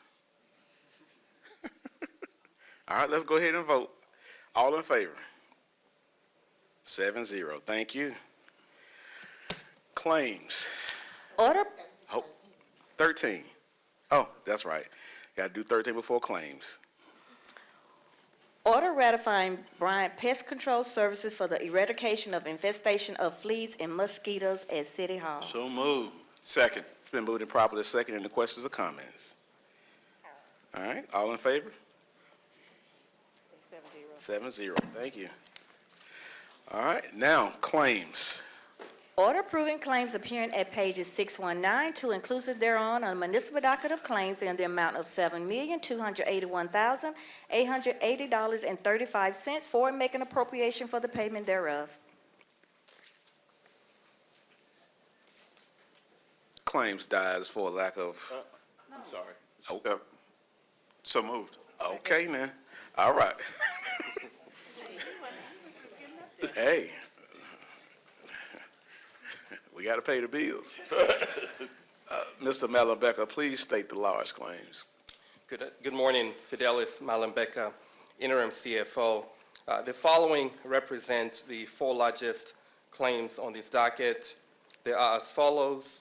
First, Dickinson and Boeing Incorporated in the amount of $1,081,422.87 paid out of Fund 173 Infrastructure Tax. This is for Street Resurfacing Project Phase 1A. Second, AdCamp Incorporated in the amount of $1,070,930.31 paid out of Fund 173 Infrastructure Tax. This is for Construction Street Resurfacing Phase 1C. Third, U.S. Bank in the amount of $897,718.75 paid out of Fund 315, Convention Refunding Series 2013A. This is for the 2013 GO Bond September 2025 payment. And the fourth is Regions Bank in the amount of $614,743.19 paid out of Fund 4, Technology Fund, and Fund 10, Fire Protection. This is for the 2020 lease September 2025 payment. All right, any questions or comments about claims? I got a question. Mr. Foote, then Mr. Stokes. Thank you, Mr. President. My question on these two roads resurfacing items that for the Dickerson Bone and then AdCamp, I doubt if you've got this information off the top of your head, but I would really like to know how many miles of roads resurfacing we got for the $1,081,000, and then same thing for the AdCamp for the second, just so I can have in my mind what it's cost for our budget period, how much we need, how many miles we're going to get per for our dollars spent. If you could work those numbers up and get it to us, I'd appreciate it. Sure, we'll get that to you. Thank you. Sure. Thank you, Mr. President. Yes, sir. Mr. Mayor, we have had Mobile Avenue approved through 1% to be repaved and done, and it disappeared. We've had the city said they were going to get it done. Since then, now we have a sinkhole I brought up at a meeting before that's still there that we hope someone can come and fix this sinkhole on Mobile at the part by Crawford Street, but near Mobile and Woodrow Wilson, near the, I think 2323, is a hole been in the street, and nobody's seen to come. I know we don't have a public works director, but some of these things, now I know when there's a water line, a sewer line, it's Jackson Water, but these are street issues. And the Seventh-day Adventist Church on Morton, between Morton and Lavinette Road, potholes, and they're not being done. Then on Powers, on the lower end of Powers, near Crawford, it's been a orange barrel there for years. Can we get someone to help with the street situations? And that's what they talk about more after crime is these streets. There's got to be a formula that, and I see some streets being paved, that the streets that need the most attention must have some way to get some attention versus they getting turned in over and over and over again, but there's no relief.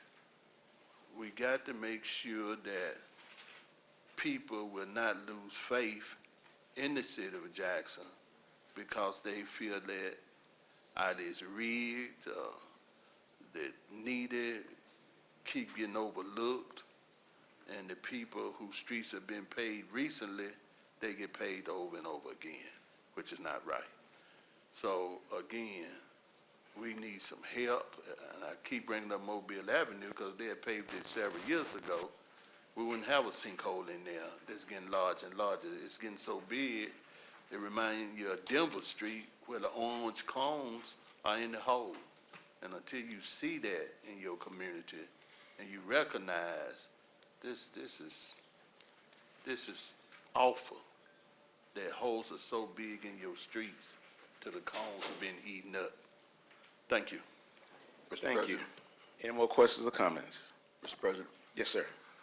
if I may respond to Councilman Stokes, we have a number of streets that are scheduled under the 1 cent sales tax to be resurfaced.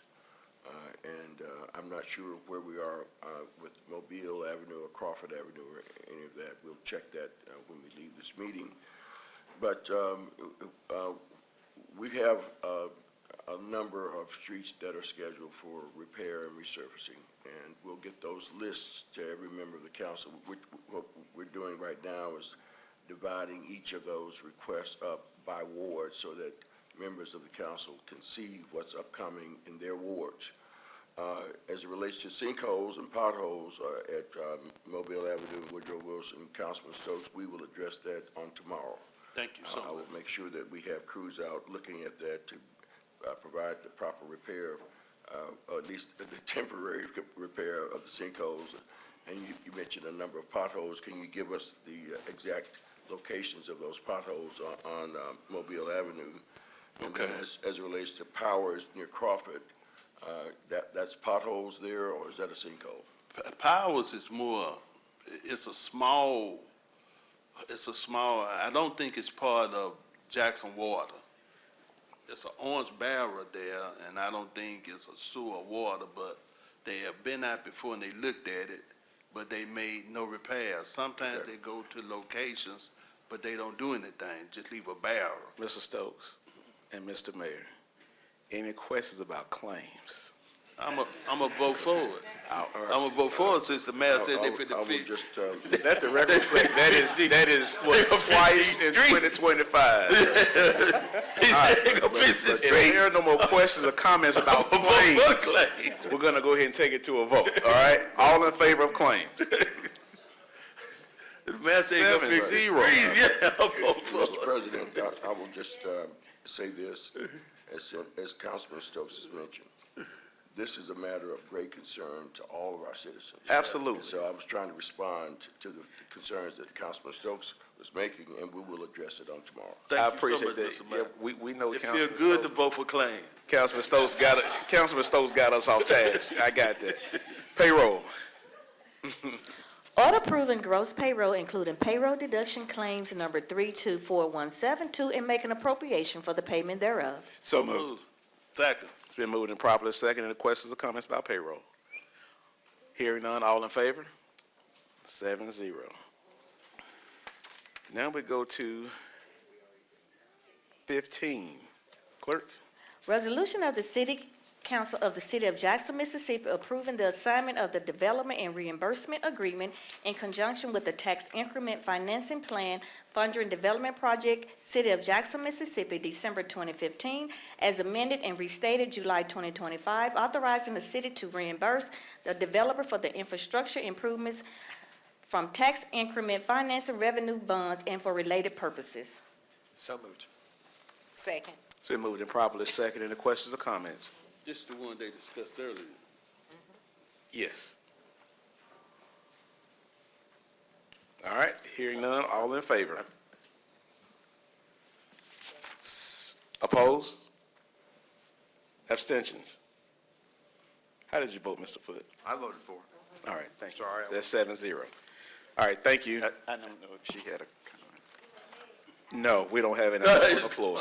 We appreciate your time, though. You did a great job earlier. Thank you. I just wish to. No, thank you.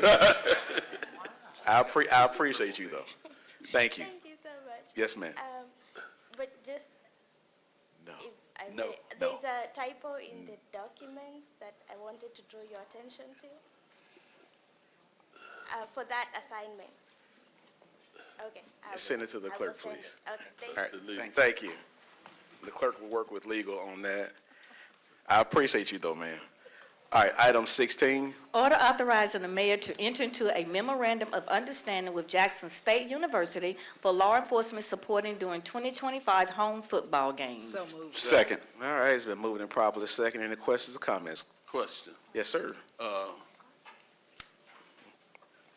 Chief Dad done a wonderful job over the years at these football games. Are we gonna do anything different? It's a different year, different people, to make sure we have that same safety zone where people feel comfortable at the game and at the stadium. Yes, Joseph Wade, Chief of Police. We've had a series of meetings with Jackson State University. We know the first game is at the end of this month. We know we have a total of 5 home games. We expect to have a large JPD footprint at that event. Very excited about it, and it will be a safe event. All JSU football games. Can you do some public service announcements? Because some people are a little leery. Even though we're safe, they just need to hear from you that Yes. come to the game. You're going I to will. be safe.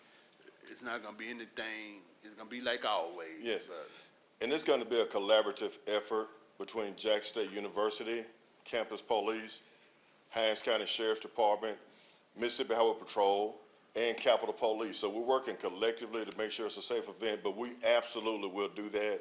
We actually talked about some PSAs last week when we met with Jackson State University specifically about traffic. You know, if the game's at 2, you can't show up at 1:45 talking about traffic, all right? So we want to get you there early and, you know, make sure you get parked and make sure you're not parking these little alleyways and stuff like that because we know that breeds crime. So it's going to be very comprehensive. It's going to be very elaborate. We're going to have a large footprint. We're going to utilize every piece of technology that we have to make sure that it's a safe event. And I'm just excited that we got this MOU across the council prior to the season starting. Traditionally, you know, prior to this administration, it would be the middle of the season before we got the MOU across council. So I'm very excited about that. So now we can recoup our monies that we expend covering those very, very large events at the stadium. thank you, Mr. President. Thank you, Chief. Thank you. Any more questions or comments, colleagues? Go Tigers. Go Go Tigers. Tigers.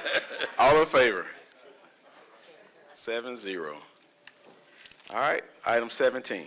Order authorizing the City of Jackson Fire Department to accept $2 million from the Capitol Complex Improvement District for the purchase of the FSA mock alerting system. Amen. So moved. Second. It's been moved and properly second. I know we talked about this at length in work session yesterday. Any questions or comments? Hearing none, all in favor? 7-0. Thanks, Chief. All right, I'm sorry. Item, yes, sir. I want to thank the mayor because we have never gotten any money before from the Capitol Complex, as long as I've been here. You know, so we got to say something that at least we getting some in. You know, we heard before about and lower taxes, but we never got much traction with that. So thank you, Mr. Mayor. You're talking to somebody and somebody listening. Mr. President, if I may. Yes, sir. So this is the very first project that the CCID, the Capitol Complex Improvement District, has awarded directly to the city of Jackson, first of all. It is also the very first project that the Capitol Complex Improvement District, which has a defined footprint in Jackson, but this $2 million is being applied throughout the city of Jackson. It was arrived at from a lot of discussions starting last August. We thought we were going to go the legislative route, but in having discussions with the folks at Department of Finance and Administration, they suggested that we take it to CCID, and CCID favorably responded to that request this past April, and the money is just now arriving. We want to say thank you to CCID as a result of that. Thank you for opening doors, Mr. Mayor. Thank you. Thank you. Any more questions or comments? Hearing none, all in favor? 7-0. All right, we got to move to number 20. 18. I'm sorry. 18. I'm ahead of myself. It's all right. Item 18. Mr. Stokes, I'm gonna blame you. We gonna eat lunch. I'm gonna blame you. Yeah, I'm We gonna gonna eat lunch. blame Mr. Stokes. All right, item 18. Order authorizing mayor to execute a 48-month rental agreement with Advantage Business Systems, Inc. for 5 copiers to support the Department of Human and Cultural Services. So moved. Second. That's been moved and properly second. Again, we talked about this pretty good yesterday in work session. Any questions or comments? All in favor? 7-0. Item 20. Order authorizing. I'm sorry, item 19 was pulled by the administration. Item 20, please. Thank you. Order authorizing mayor to submit a grant application to U.S. Department of Agriculture Farmers Market Promotion Program and Local Food Promotion Program. So moved. Second. It's been moved and properly second. Any questions or comments? Hearing none, all in favor? 7-0. All right, item 21. Order authorizing mayor to execute a release of lien and restriction on transfer against the property of Maisie L. Smith located at 534 Ellis Avenue, Jackson, Mississippi, recorded in the Hinds County Land Records for the First Judicial District in Liz Penn's book 7222, page 401, issued for the rehabilitation programs funded with the Community Development Block Grant received from the United States Department of Housing and Urban Development. So moved. Second. It's been moved and properly second. Colleagues, any questions or comments? All right, we've done a lot of these. Mr. City Attorney. Too late to hold it. Drew Martin, City Attorney. So I think this is in order, but Director Anderson had a couple questions that I understand, President Griselle, that you had. This should have never been uploaded without the supporting documents, and supporting documents are not there. We're checking right now with the attorney that worked on it to see what the situation is. This is one that came up before the current interim director was in place. So my suggestion would be to either move it to the end or to pull it for now until we can see the documents and answer your questions. We have a motion and a second, and we need to, those of you who made the motion and second to, Mr. Stokes. Let me ask this, what supporting documents are they? So what the documents that are referenced in the order itself. So there's a reference here to the lien notice, the restriction of transfer, where it was filed in the land records. Everything appears to be in order, but what we always do is pull those actual documents from the land records and provide them back to the department to be uploaded. This is an older date I see on the 10 point. No problem. I'll be glad to Yes. withdraw my motion. Okay. Now withdraw my second. All right, so having said that, I'm gonna just table this. That's fine. Okay? 'Cause we want to make sure that we have all the supporting documentation before we vote on items. Agreed. Item 22. Resolution declaring the intention of the mayor and the city council of the city of Jackson, Mississippi to issue tax increments financing bonds of said municipality in an aggregate principal amount not to exceed $1 million to finance the cost of installing and constructing certain improvements for a proposed Prado lofts at Meadowbrook within said city in accordance with the authority granted to the municipalities by the legislator with respect to tax increment financing as set forth in Chapter 45 of Title 21 Mississippi Code of 1972 as amended, and determining that the Prado Lofts project is a project eligible for the tax increment financing according to said act, and that public hearing be conducted in connection with the tax increment financing plan and for related purposes. So moved. Second. All right, it's been moved and properly second. Again, we had a pretty robust conversation about this item in work session yesterday. Are there any questions or comments today? Yes. Yes, sir. I don't see Mr. Prada. How many houses are we looking at being part of this project? I think they said 143. What did they say yesterday?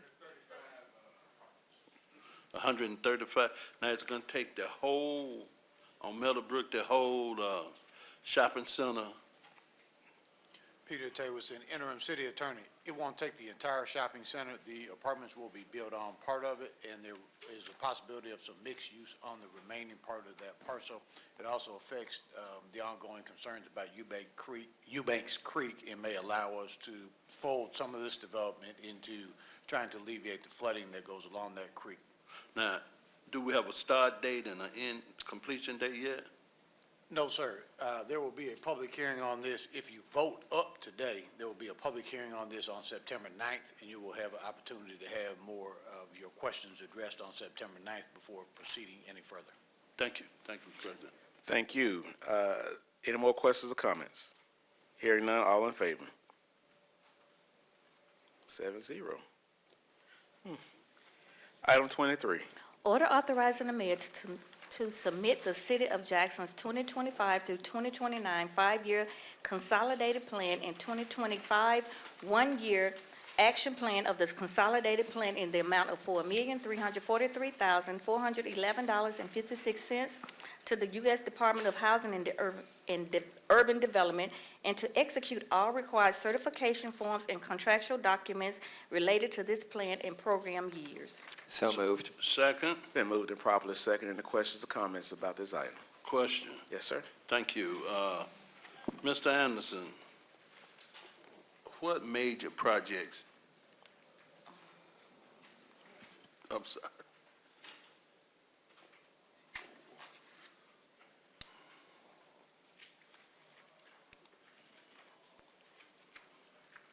What major projects are included in the plan?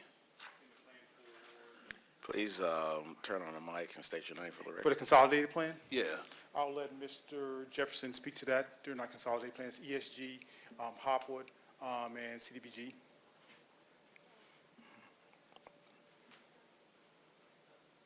We don't know what that means. Hopwood Housing Opportunity with People with AIDS, ESG is Emergency Solution Grants, and CDBG Community Development Block Grant Funding. Yeah. Well, the reason I'm asking, over the years, used to have the public hearing in the community centers in the neighborhoods. And the neighborhoods could come, and I think this year, everything was in the one hood building. But they used to have projects, you know, whether it was a drainage project in the poor neighborhood or some at the parks in the poor neighborhoods. And that's why they had community development block grant monies and hearings. So do we not have any projects that's gonna happen in any part of the city? To your point about the meetings, that was the first week I was here, but we did have it in the Andrew Jackson room. As relates to projects within our communities, all the projects that are utilized for community development block grant fundings must be in low to moderate income areas, so that, yes, the question is in terms of within the various wards, mainly in West Jackson, South Jackson, sprinkled with some in Ward 7 as well. But those are usually the places where we target. In terms of this consolidated plan, we're asking for the community to provide input about the plan that we've already presented that is going toward HUD. We have to have it completed by Friday, and so that's the reason why I think there is an expedited effort to kind of push things forward. So we still want to go back to using some of the community development block grant funds Absolutely. in the poor neighborhoods. Absolutely. I mean, ESG goes for individuals who are unhoused or homeless. Hopwood goes for individuals who have AIDS. And in terms of CDBG, those used for anything from when we talk about working on our community centers, it goes toward assisting or providing gap funding for those who may have or not be able to provide, they may not be able to obtain housing. And so it also provides down payment assistance for them as well. In addition to that, it also provides some capital for rehabilitation of housing for those who may be of a seasoned age. Yeah, I understand, because the swimming pool at Mary Jones Center has been open in years. They keep saying they can't find money. In the old days, community development block grant funds would have been utilized, especially in poor neighborhoods. Absolutely. There's We a used to get conversation. streets paid Yes, sir. with some of this money in the poor neighborhoods, and the money slowly started walking away Well, from the slowly, poor neighborhoods. We're getting less money as well because of Doge. But in terms of allowing for activities, in terms of rehabilitation of your swimming pools, that is an eligible activity I in the low know. to moderate income areas. So I can't speak to why it didn't happen in the past. I can talk about what happened now. And we Yeah. can have a conversation about with the new. But Parks the and Rec employees are still there. The ones, Some of even though we changed mayors, but the administration, the workers are still there. Yes. And we have a senior citizen center that's closed on Northside Drive near State Street. And you got all these older people who can't get there, and these other centers are closed. And these are things that they could be used for, but I know it's not you. I I hear know you. you just been here a month, Sure. and others could have done it. Sure. And that's what we're saying. Everybody moving away from helping the needy. Right. The But needs it's all right. Yes, Thank sir. you. The needs are great, and we're getting less money, but we'll try to stretch that dollar a little bit further, and I will have a conversation with our staff about being able to see if we can stretch those dollars a little bit more to make sure that we are taking care of our community centers, particularly in your ward and other wards within the city of Jackson. I want to thank you, and I know, and I know, Mr. Mayor, y'all just getting here. I know that it's not y'all when we look at this. I'm saying that some of the employees been there, and they could have been doing more to help their poor neighborhoods when people sitting up saying, ain't had a swimming pool open in years, and they saying, well, we can't find money, when money coming out of Washington DC for these purposes. Mr. Chairman, Mr. Mayor? to that point, as Mr. Anderson mentioned, our resources are getting fewer. We're getting fewer resources to address a lot of these problems. But what we're committing to is looking at other sources of revenue, whether they're in the federal government or whether they're in corporate America or in foundations. And as part of that, we're trying to beef up our grant writing apparatus within the city so that we can address more of the issues that Councilman Stokes spoke to. All right, thank you. Any more questions or comments? Mr. Stokes, I think I speak for everybody when I say thank you. You brought out something that none of us knew. And so your tenure here on this council, you know, your knowledge, your experience is very valuable, and I really appreciate that. All right, all in favor? I'm going to abstain, Mr. President. All right, 6 and 1 abstention. All right, item 24. Order authorizing the procurement of a layered property insurance policy with a declaration limit of liability of $1 billion per occurrence, all perils, coverages as proposed by PE 360 Insurance Solution with several carriers furnishing coverage. So moved. Second. That's been moved in properly second. Before I open it for questions or comments, I do want to ask, was the correction made on the 10-point data sheet? Yes, the answer is yes. Got it. I'd be okay with Okay. All right, thank you. The other changes that were revised based on the comments from work session yesterday, we worked with Mr. Johnson last night for a while to make sure we had everything clear. So we added a section here that's taken straight from the proposal that makes it clear about the $1 billion per occurrence policy. It also, on page 2, made clear there was some confusion about the terrorism coverage. So here's the reason for that. The PE 360 program, as quoted on the proposal, includes already $250 million of terrorism coverage. In addition to that, the other carriers, there's a multi-carrier policy, the other carriers had made pitches for additional terrorism coverage. That's the portion that Bottrell Brown and we also recommend be rejected. The $250 million is enough. So those changes are all made in here to make that clear. Obviously, none of those changes are the policy itself. The policy and proposal are the same as it was. Okay, thank you. Any questions or comments, colleagues? All right, hearing none, all in favor? 6-0, thank you.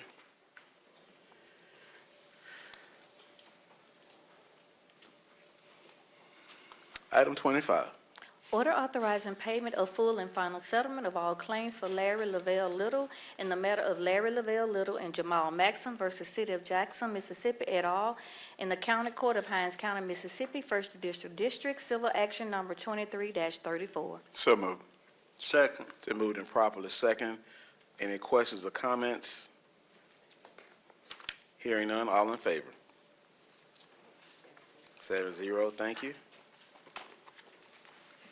Where did we go from here? 34. All right. Item 34. Order of the Jackson City Council authorizing the city legal department and/or planning development department to investigate the status update of Jasco convenience store at Woodrow Wilson Drive. So moved. Second. It's been moved and properly second. Mr. Stokes, this is your item. Thank you, Mr. President. Mr. President, in some neighborhoods, and it hadn't got to others yet, people from other parts of the United States are beginning to buy property in your community, and that used to be considered something good. But what I'm concerned about is that over at Jazzco on Woodrow Wilson and Martin Luther King, a company out of Chicago has purchased the majority of the property. I understand the liquor store probably closed the end of this month, which sound good. But I'm hoping that the police department, someone else, will check and let's make sure this is something good. We don't want people to start bringing more drugs and other negative things to the neighborhoods to destroy what we've been trying to build and create. And the concern is, if they're successful at Jazzco, that might be the role model they use to spread throughout the whole city of Jackson. Now, again, they might be legitimate. We hope they are. But it just seems like sometimes if it was a company or somebody coming into your neighborhood or community, they normally come and meet with the community, come to a church or something and let people know what their plans are and, you know, and everybody start feeling comfortable. But when somebody just purchased this and you don't know which direction they're going in, then they send up a red flag. We already got this blue building at Ludlow, and when in the world have you seen underage white kid act like they at a blue building buying some food at 12:30, 1 o'clock in the morning? They use that for drugs and to sell drugs and those kind of things. And we're trying to save this city and save this community and save these children. So that's one reason we placed this item on the agenda, so we can get ahead of what's going on, to ask the simple question. I think, you know, shouldn't be a councilman having to go to Chicago to talk to the people. It's better if our legal department, our police department say, well, we're just concerned. What's going to happen? What's going on? Who do we need to talk to? Who we need? That way everybody feel comfortable. Because when they start seeing this kind of action taking place, those who rent and those who can, they move away because they don't want to lose their children. Thank you. Thank you. Any more questions or comments about item 34? Hearing none, all in favor? 7-0. Very good. Item 35. Order ratifying and authorizing the mayor to donate 4 emergency vehicles to UMMC as contemplated by the Metropolitan Medical Response System grant through the Department of Homeland Security. So moved. Second. Been moved and properly second. We talked about this at length yesterday in work session. Any questions or comments, colleagues? Mr. President, Yes, sir. it's not really a question because I support this 100%. Mr. Mayor, I know you played this fool, but we really need your help with that cancer center. If Jackson lose that cancer center, and we already complaining about everything going to Madison Rankin County, this would be the only cancer center in Mississippi where we won't have to let our people keep going to Houston, Texas, and Birmingham. It's going to take some leadership from the mayor's office to get Jackson State to realize, stop blocking progress. You complain about everything leaving Jackson. We got to give, we got to take to keep something in Jackson. That cancer center will be the thing that this city will have and use for the next 100 years when we're not here. That hospital has helped so many people, health-wise, job-wise, and everything else. It's not just doctors work at these hospitals. It's people who may have dropped out of school, who clean rooms, who cook. Those are meaningful jobs where they can pay their mortgage and their bills. I hate to think that we can lose that cancer center because of stupidity. And I hope, Mr. Mayor, you'll get involved and let it be known Jackson's gonna grow. We're not going down. Mr. President, if I may, I hope I'm not letting the cat out of the bag, Councilman Stokes, but I met a couple of weeks ago with the Vice Chancellor and her senior staff to discuss that very thing. The University of Mississippi Medical Center is making a $250 million commitment to establish a cancer research center in Jackson, Mississippi, right across from its current location on the east side of State Street, to put that cancer research center on the west side of State Street. They're in a fundraising phase right now, and they also are trying to get the same kind of designation as MD Anderson and the Mayo Clinic, and that will really put us on the map, Councilman Stokes. So they are committed 100% to establishing and building that cancer research center in Jackson, Mississippi. Amen. Thank you, Mr. Mayor. Thank you, Mr. President. Thank you.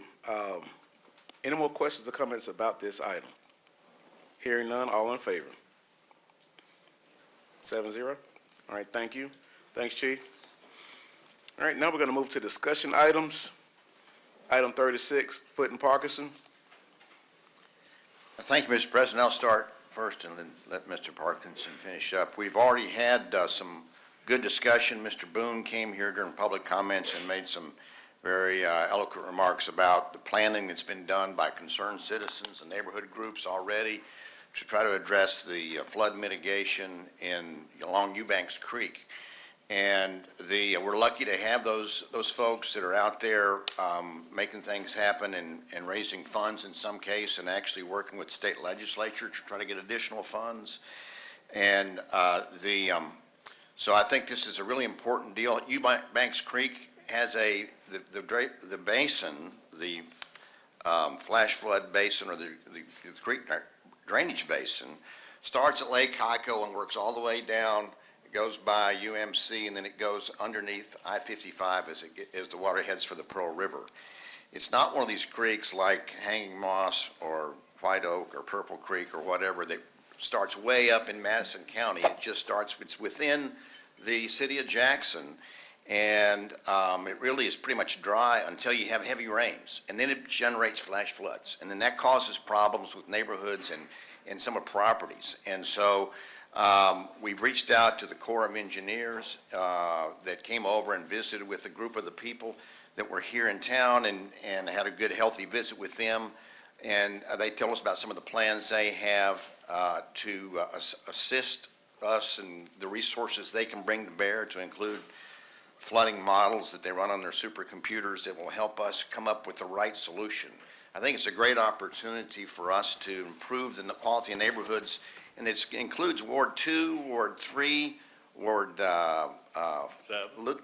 bits of Ward 4, or Ward 7, and then a little bit of Ward 1. But it's an opportunity to do something that could really improve the quality of life.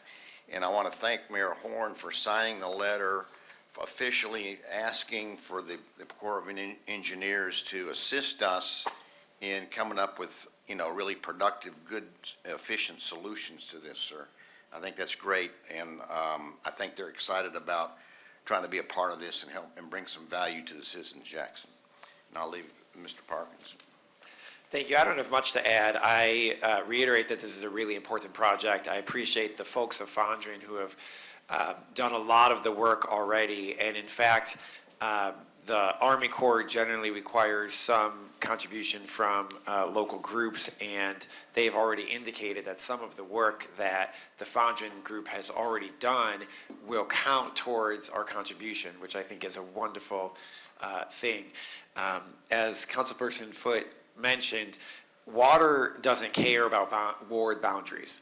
And so Fondren's taking the lead on this, but it's a mistake to think of this as a Fondren project. This is a City of Jackson project, and I am excited for us all to come together and to create some solutions to this. Okay, thank you. Item 37, Reverend P.J. Williams Bridge. Thank you, Mr. President. We have several people who want to speak on that particular issue. We're going to ask them to come in, and we'll give them a minute apiece. The concern is that they told the public in a community meeting 90 days. and Reverend Williams was here, and it's gone on a year and a half. And somebody said, how long? They saying it's been too damn long. And that's why they are here, to let it be known that they need to fix this bridge. And Reverend Walker, who's been at Cherry Grove Church, had been here last administration speaking, and he keeps speaking. He said that we're tired of just talking, we just need a bridge, but we'll start Reverend Walker. Good morning. Am I able to get this passed? Give it to the To the clerk, council. please. Yes, And state your name for the record, Reverend. yes. My name is Dr. Marek Walker, pastor of the Cherry Grove Missionary Baptist Church in Georgetown. Again, give deference to our mayor, gives deference to you, Brother President, and to the entire council. On behalf of Dr. P.J. Williams, as well as Chairman of our Deacon Ministry, Deacon Charlie Chapman, and concerned citizens as we have here of our Georgetown community, I'm going to read this quickly.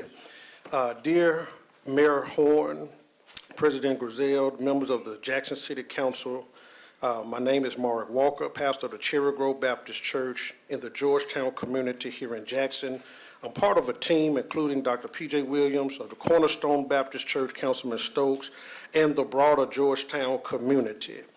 This is a very important and serious matter that we want to bring to you all, that we have been working tirelessly to get the city of Jackson to replace the Martin Luther King Jr. Bridge that is located just down the street from the near high school, our Cherry Grove Church family church, as well as the Cornerstone Missionary Baptist Church, where it is actually directly in front of Dr. P.J. Williams' church. But this bridge is a vital connector between Martin Luther King Jr. Drive and the Lanier High School and the Georgetown community. And its closure has had a very serious and lasting impact. Three quick things. Number one, it has tremendously hindered transportation. The school buses, parents, and the city bus system have to face delays getting to and from in that area. Also, educational and community impact, it has a negative impact on the Lanier High School activities, including their activities during school and after school that they have. And then one of our major events in our Georgetown community, we know the Martin Luther King Parade, but also the annual Lanier Homecoming Tailgate, which is one of our major city-wide African-American-led events in this city, hands down. One of our great events is tremendously negatively impacted because that bridge eliminates traffic that can flow in and out. But here's the one that I really want to hope that it touches your heart. It is a public safety risk. If there is an emergency, if there is a life-threatening emergency at Lanier High School, at our churches, or in their community, it will, and it has, causes tremendous delays for AMR, fire department, as well as the police to respond in a timely manner, particularly if they get a call and they're on the fortification side. They literally have to drive around. Those trucks, sometimes fire trucks and other vehicles, have trouble going through those narrow streets to maneuver to get into the community to give aid. And there's a tremendous concern that that time could really impact a life or death situation. We've worked diligently with the previous administration. As Councilman Stokes have said, we have been given promises. You know, we've been here several times and have been given promises, but nothing has been done, and we are tired. I do not come in a combative spirit, but a collaborative spirit. But I do want to express the sincerity, the seriousness of this bridge. I'm going to say this lastly. I'm saying it facetiously. I do not mean it facetiously, but we would like action taken this evening if the bridge could be repaired. I'm saying it facetiously. I do not mean it facetiously. I mean it with all sincerity, but that's how urgent it is for this bridge to get repaired. And we know that the city of Jackson can do it. We believe the city of Jackson can do it, and we're trusting our city of Jackson to do it. Amen. Ladies and gentlemen, because we have about 9 or 10 people speaking, and we're going to ask Reverend Williams to speak and Tony to speak, but we want you to, no, don't leave. We want everybody to recognize we have every organization. We got Mr. Reed with Lanier, Broomfield with Mega Evers. We'll let everybody tell, but they all are here concerning this bridge. We'd like to say good evening.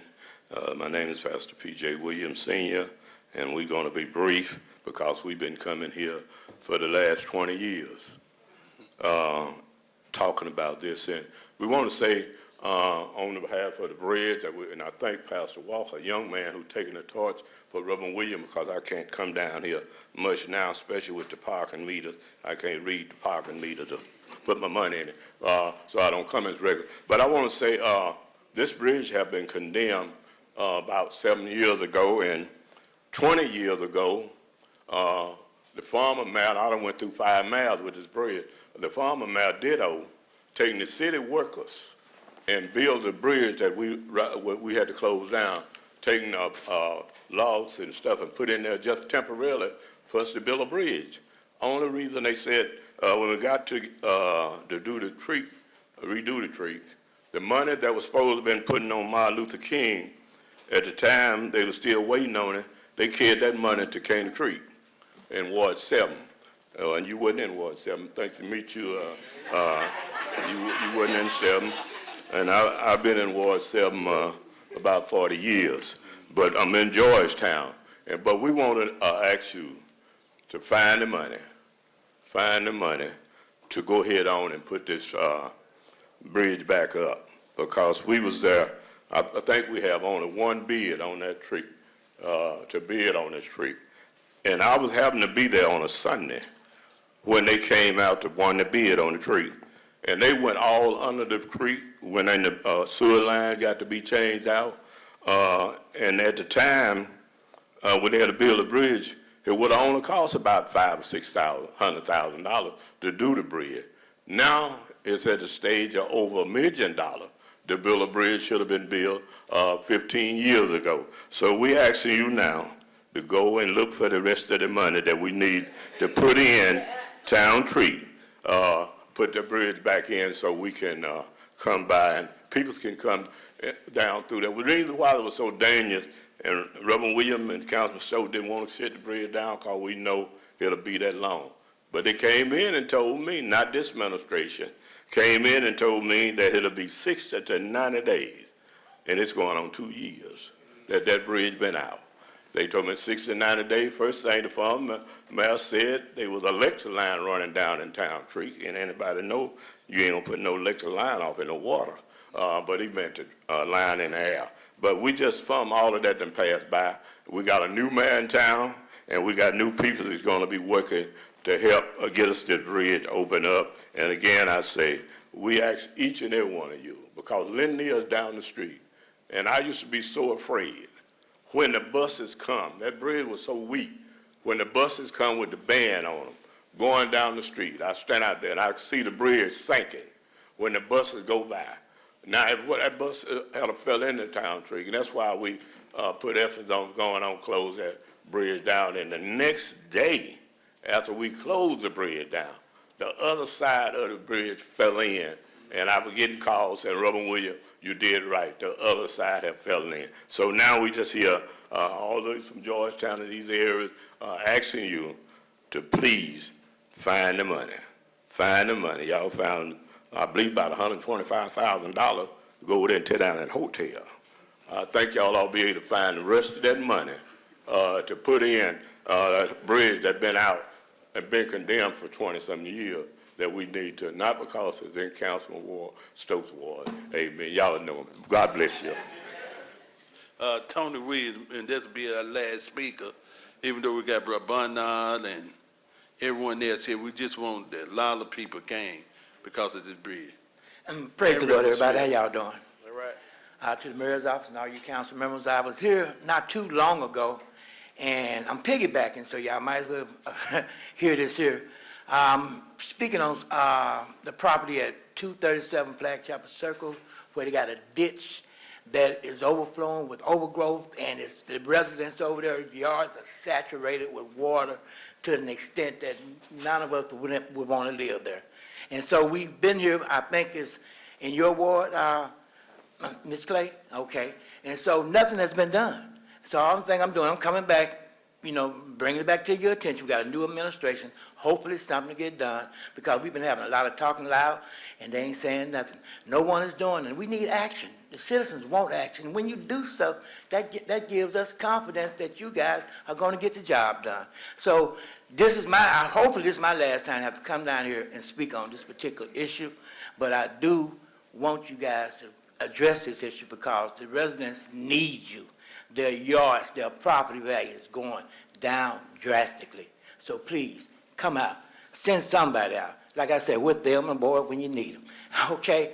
Well, anyway, have a great day, everybody, and I thank you for your time. That's it, Mr. President. They, like I started off saying, they said, how long? They said it's been too damn long that we got to get this bridge fixed. And again, they can't get to school. What in the world has happened that education is not so important that you let a bridge at a school be closed for years? Thank you, sir. I agree with you. I agree with you. Thank you so much. Item 38, Golden Key, Mr. Stokes. Thank you, Mr. President. We have a young lady, Ms. Julia Harmon, that's here on behalf of her niece. And what makes it so bad, she has been living in Golden Key for over 25 years. 25 years. And because of this or that, she has some issues with mental issues and health issues. They tried to pull her out. Well, they went to court, justice court, and the judge ruled that they shouldn't pull her out, just pay the rent. Every time they tried to pay the rent, they wouldn't accept the rent money. So what they did, they put the money in escrow to make sure nobody couldn't say, well, you didn't want to pay the rent, you didn't. They put the money in escrow at the bank so they could get their money any time. Number one, you cannot, and we understand that Golden Key is important. We recognize that everybody over there might have an issue too, but that community fell in love, and we have been over backwards to make sure people have somewhere to stay. If you done stay somewhere 25 years, that's home. That's all. That's right. Now, some of them have independent living because they have issues, whether it's mental issues, other issues, but they do not abuse the community. That's right. She came here today, and we need to find out legal, what is the status of the housing authority when it comes to the city of Jackson? Now, I know before they're saying that we only appoint board members, but it was established as part of the city of Jackson. And we need to know what role we play, besides supporting board members, to make sure that these citizens are not abused or treated like second-class citizens because they may have health issues or mental issues. You've been somewhere 25 years, that's home. And to uproot you and you might have mental issues, you will create a mental problem. And I hope I put it in a nutshell. Ms. Harmon asked what happened, but they pay every month. They not behind. We're not talking about people who trying to get something for nothing. That's right. They pay their rent on time. They tried to pay, they put it in escrow, so nobody can say, well, you didn't want, it's an escrow at the bank to prove they trying to pay. Only thing they want is some justice where she can stay in her apartment the rest of her life till she die. That's all she's trying to do, die with some dignity. So what we want to do is request our legal department to talk to someone at the housing authority and find out how we can get a win-win on this. They don't need to appeal a justice court judge ruling that pay the rent and everything okay. If they have problems with some people, put them at different ends. It's a big building. But you don't put people out because of their lack of trying to find a word that's sensitive. Everybody gonna have a family member, if you live on, who gonna have some kind of problem. If that was their sister, aunt, or somebody, would they want them put on the streets? The answer is no. So I hope I did everything that you seen in the thing. Ms. Ahmed, did that sum it up for is that your aunt, your niece, or what? That pretty much sums it up, Councilman Stokes. That is my niece. She's 69 years old. And like you say, she's been there 25 years. And she has both physical and mental issues. And the lady is talking about trying to evict her. And it's just heartbreaking. Thank you, Mr. President. Thank you. Thank you so much, man. All right. Item 39. Mr. Hartley? Yes. Thank you, Mr. President. What I'd like to do with this is, several months ago, we had some discussions about some work going on at the Metro Center. And I would love for Mr. Chris Jones and his group to come in to talk about that. The significance of it is this: we've had that Metro Center over there vacant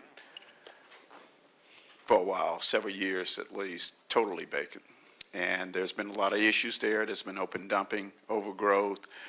And so in the community around West Jackson area has been pressing us to move forward, and that is to create something within that metro system.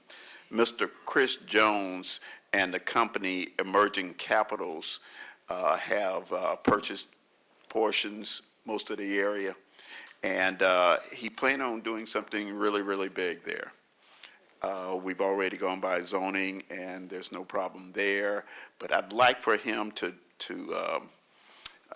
take a few minutes to introduce his crew, tell us about some of the plans. Again, we're trying to keep the information not limited, not that we're not transparent, but a lot of times there's folks out there, well, what about this? They start tearing it. He has professionals addressing a lot of things. So without further ado, Mr. Chris Jones, Emerging Capital. Thank you, sir. Thank you very much, Mr. Hartley. Yes, we've been working behind the scenes for quite a while, primarily the last 5 years, but it picked up steam last year. I partnered with Heritage Bank, just to give a little information out there. Most of the information is still proprietary right now. We don't like to divulge as much right now until we've gone through due diligence and everything with the city and get ready for public hearing. But what we'll share today is that we wouldn't be here if we couldn't be here. We are definitely not making any promises, and we are committed to doing the work, and that's as simple as that. We've already invested a lot of money out of pocket to the area there. We saw that last news story where Chief Wade was there. We came down, I think, the next day, and we hired some individuals, and we fenced the area off. We started cleaning the area aggressively, and there were some things, communications at that time that could have gotten in the way of our development, but we stamped that out very quickly because we are a different kind of group. We are serious about our group and about our investment. If you look at the numbers for Jackson, Mississippi, most investments will jump right over Jackson, Mississippi right now. But we are so committed that we are looking towards the future. We saw this in Detroit a couple of years back when Quicken Loans and their owner invested in Detroit when it was worse than the condition that Jackson's in right now. And if you look at Detroit right now, that was a major turnaround. So you can't tell me it can't happen. What we had to do is do a lot of work and build a lot of credibility, and we're still working on that. We're not out of the woods, which is why we really would love to have that conversation, tell you about everything that we're bringing to Jackson, Mississippi. But we want to hold some restraints. We want to make sure we have those deliverables in place. And that's the essence of us working in anonymity. We've asked the media to respect that. They have thus far. We have folks that we've talked with along the way that have restrained from talking about it publicly. And so we really respect that and we thank that. Anyone else might find this a time to brag and boast about it. We do not. We feel like this is time to go to work. There's a lot of work to be done here. Just in the 5 years I've been in Jackson, Mississippi, back and forth, more than 14,000 families have left Jackson, Mississippi. You translate that to the amount of numbers and the amount of money that's being lost, most projects, most economic developments would have jumped over. But we think there's a reverse there. There's a reverse in that migration. There's a reverse in economic development. And before everything comes coming down, because there will be overwhelming support of economic development in Jackson, Mississippi. I'm just going to tell you how the markets react. There's always a trend and a season that trend. Jackson is right there at the cusp. We saw this in Birmingham a couple of years ago.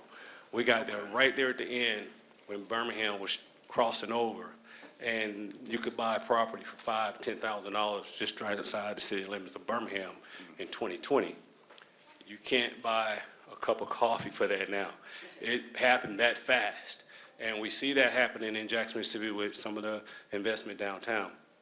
But what we are committed to doing is bringing a holistic approach to the economic development problem. And when you see our final plans, when it's made public, I think you can get behind that. But by that time, you would have seen the evidence of our commitment in the work. This was part of my team here, and some of these guys are local. You may know them. But we have IMS Engineering, that's our project managers. Our general contractors will be coming from out of town. They are specifically selected by the bank.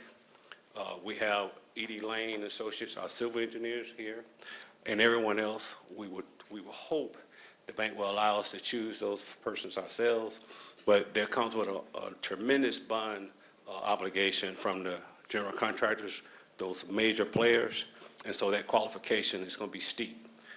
And we also have our risk management company that's right here in Jackson, Mississippi.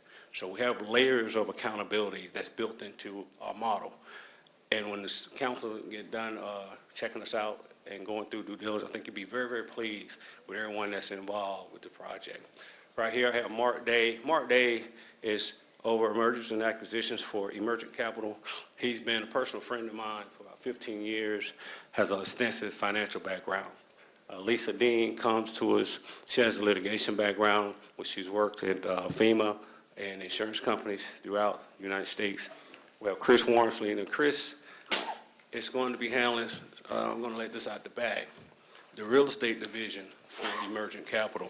Because not only are we coming here to invest quite a bit of money, we don't want to risk that investment. So we have, again, a holistic approach to complete community development, and Chris will oversee our real estate development, where we'll talk more about that in a work session. But it's very extensive what he's here to do. He moved here just yesterday from Texas. He packed up yesterday from Texas. All right. And so he's originally from Terry. We met some months ago, and immediately I knew he had the talent to oversee the real estate division. And of course, that's my daughter. She's my security and my driver. So, but it's been a lot of fun. It's been a lot of work. Some here might know some of the history. We won't talk about that. We're here just to talk about the positives. We truly are here to do the work. We have what we say we have. We invite you to check out everything, kick all the rocks. There won't be any copperheads or cobras under those rocks. But we have paid attention to Jackson in such a fine way that we know that 20% represents the poverty rate. We know all those numbers, but we won't talk about that. And so we know what we have to do to overcome those things. And so I want to thank you so much for asking us to come and speak today, just to introduce ourselves. But after we come out of work session, I would love to tell the public about exactly what we're going to do and share that. And actually, this week, before I go, we named the project Project Hope, and not one to where we're selling hope. We're not selling anything. It sells itself, what we're doing. But we want to bring hope, because we've seen when an announcement comes out, how the public reacts to those announcements before they see any work. And we saw that with Regis Bank last week, and I think I was coming back from Dubai, and I saw that, and I panicked, and I called December Warlton that's not here, and it was one of those things, the announcement didn't do enough to tell the people what they're going to do for the people. And so we've been comprehensive. We think about that, we're strategic. We don't want to make any announcements and let social media dictate anything we do. And so we appreciate you giving us the anonymity. We work in closed session, and talk about it some more. Our timelines is one thing I want to touch on. I was told yesterday our timelines might be 90 days, talking about November. And that's not a bad timeline for the amount of work that we put in. But considering this new proposed improvement district, that I control more than 75% of that district, and I'm asking you to tax me and not anyone else, I believe we can expedite that timeline to 60 days. Because we'll have those consent forms to you right away as well. And so once the city attorney does this thing and you guys have had an opportunity to vet all the information that was delivered to you yesterday, we look forward to coming back and having a more detailed conversation with you. Mr. Hartley? Yeah, and just a couple of things. One is when Noah was building that ark, there was a lot of folks going around saying, what's that? What's going on? So sometimes you can have a lot of distractors. We don't want that here. We want professional people to evaluate a professional project. And this is a major project, and it will impact Ward 4, Ward 6, and the city. And we need a game changer over there. People have been asking for something to happen in the Metro Center Mall. We're going to do our due diligence with legal, with planning, with zoning, with everyone to make sure this is airtight. Absolutely. But it is moving forward. And so far, I haven't been able to see the downside. In addition, this company has pledged to help us with our blight issue. Okay, and we'll be talking about that a little bit later. But by having the Metro Center, and it's such a huge investment, we have to make sure the surrounding areas are as blight-free as possible. Absolutely. Yeah, like I said, what you have is comprehensive, but there are other elements to that that are even more comprehensive. There's a job creation element part of that, whereby we be creating our own products for that development. And we'll go into that a little bit more. Those things that we worked on for the last 3 years in Atlanta, that we already have that secured. My purpose for the travel to and from Dubai and India is to get a specialized concrete that takes regular concrete from 3,500 PSI to 8,000 PSI. We be using that specialized concrete in their site. So when I say we wouldn't be here if we couldn't be here, we put in the work. We put in a lot of work, and I think Jackson will be good to be beneficiary of that work. Again, I can't see the downside, but this is politics, so we'll see. But there's a lot of upside, and I'm really excited about it. I'm not showing it right now, but I'm really jumping up and down inside to be standing here today to talk to you about it. I'm really excited about it. A lot of work, a lot of money has gone into getting to this point, and we're at that point. I really mean that. Okay, thank you. Mr. President? Yes, sir. Thank you. I want to thank the councilman for doing a wonderful job spearheading the growth. I hadn't been to the Piccadilly at the Metro Center in years, and I left a church program Sunday, and I went by Piccadilly for a late dinner. And I invite all members of this body, the mayor and everyone has to go to that Piccadilly over there, and you're going to witness food is still good, atmosphere is poor, tables look awful. You feel like it's on its last leg. We got to have some growth in the Metro Center area if we're going to survive. And if this is an opportunity for growth, we need to do anything we can to make sure we save the Metro Center. Absolutely. Because once they close Piccadilly, and I was there late, and you'll be shocked how many older people, that's their only meal, it's the only food they get a chance to go and buy. If they close it, I don't know where they're going to eat at. The Metro Center need to be back. We remember how it used to be. and this might be the opportunity to bring it back. So I want to thank that councilman for bringing these business people to this city, to City Hall, and tell us what the plans are. This man's a developer. He know the pitfalls, and he'll know whether it's real or fake. You know, I was here when they came from Texas, and they're gonna build a hotel for the convention center. Took all our land. We had to buy it back from them. So, you know, again, you got to trust God, number one, but you got to give somebody opportunity, number two, to help bring this thing back. Metro Center is a great place, but we need some help, and I think this councilman realized what need to happen for us to help bring West Jackson back, and we need to help him. Thank you, Mr. President. Thank you. Mr. President, Colleagues, I just want to be, 1 second, Mr. Mayor, I'm coming to you. We do have to go into executive session. Okay, I just want to, but also, I'm interested because my ward is actually where that Piccadilly sits, headed west. So I'm really interested in hearing about this proposed district. This is my first time hearing about it. So Councilman Harley, Mayor, whoever can apprise me, but I really appreciate it. Mr. Mayor? Thank you, Mr. President. I've had the opportunity to meet with Mr. Jones and some of his associates, and he has a solid reputation of turning areas around in other parts of the country. We look forward to his work at the Metro Center and working with us. We pledge to you, sir, that whatever the city can do in the way of building, permitting, zoning, et cetera, we stand ready to help any way we can. And I want to commend Councilman Hartley also for working to help bring this development to bear. Absolutely. Thank you, sir.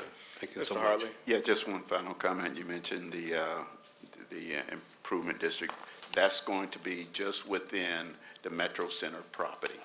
And so, like he said, he will be paying the millage on that. And so I just want, don't want folks to. But I will add, we did talk with the bank about this. Once the improvement district is defined, we can expand the improvement district, but not the money. So once the money is approved, what I presented to you yesterday, that's locked in. Now that that's been submitted in petition form, that's locked in. But if we start to work, we could amend and bring new areas into the district. And we had a proposal on the table last week that any new member to the district would not suffer that millage increase for the first 2 years until they start the revenue, because we were anticipating that being the people on that Ring Road, Regions Bank, Crystals, the bingo parlor, and so forth. So we did not want to get into one of those wrangling matches where people say you're increasing our taxes. But let's just say, what if we had to increase taxes? The benefit outweighs that increase anyway. We have a very extensive public benefit when we're talking about a police substation, 21 officers, an ambulance, first responders center, and a clinic right there at the Metro Center. We'll get more into that, but we wanted that's our phase one, because we want to build that infrastructure from ground up. We're already tearing up the pavement out there, and I want to thank the city for not coming down on us for that, because I saw Ms. Ainsworth after we started. I'm one of those guys that asked for forgiveness and not permission. And so we went backwards and asked for permission and made that right with zoning. But we started some of the preliminary work so that we can save 4 months, okay? Well, thank you guys so much for hearing us. It gets more into detail later. Thank the council so much. Thank you, Mr. President. Thank you, thank you. And colleagues, I know you all are aware, but we do have other businesses that tax themselves in a district. And so, we appreciate you bringing this model to West Jackson, because we let other business owners know that they can come together and tax themselves and take care of their needs. And so we really appreciate it, and I hope to see on the west side what we see on I-55 corridor. So thank you so much. Thank you. All right. Mr. Mayor, Mr. Council. Now, we're going to move past.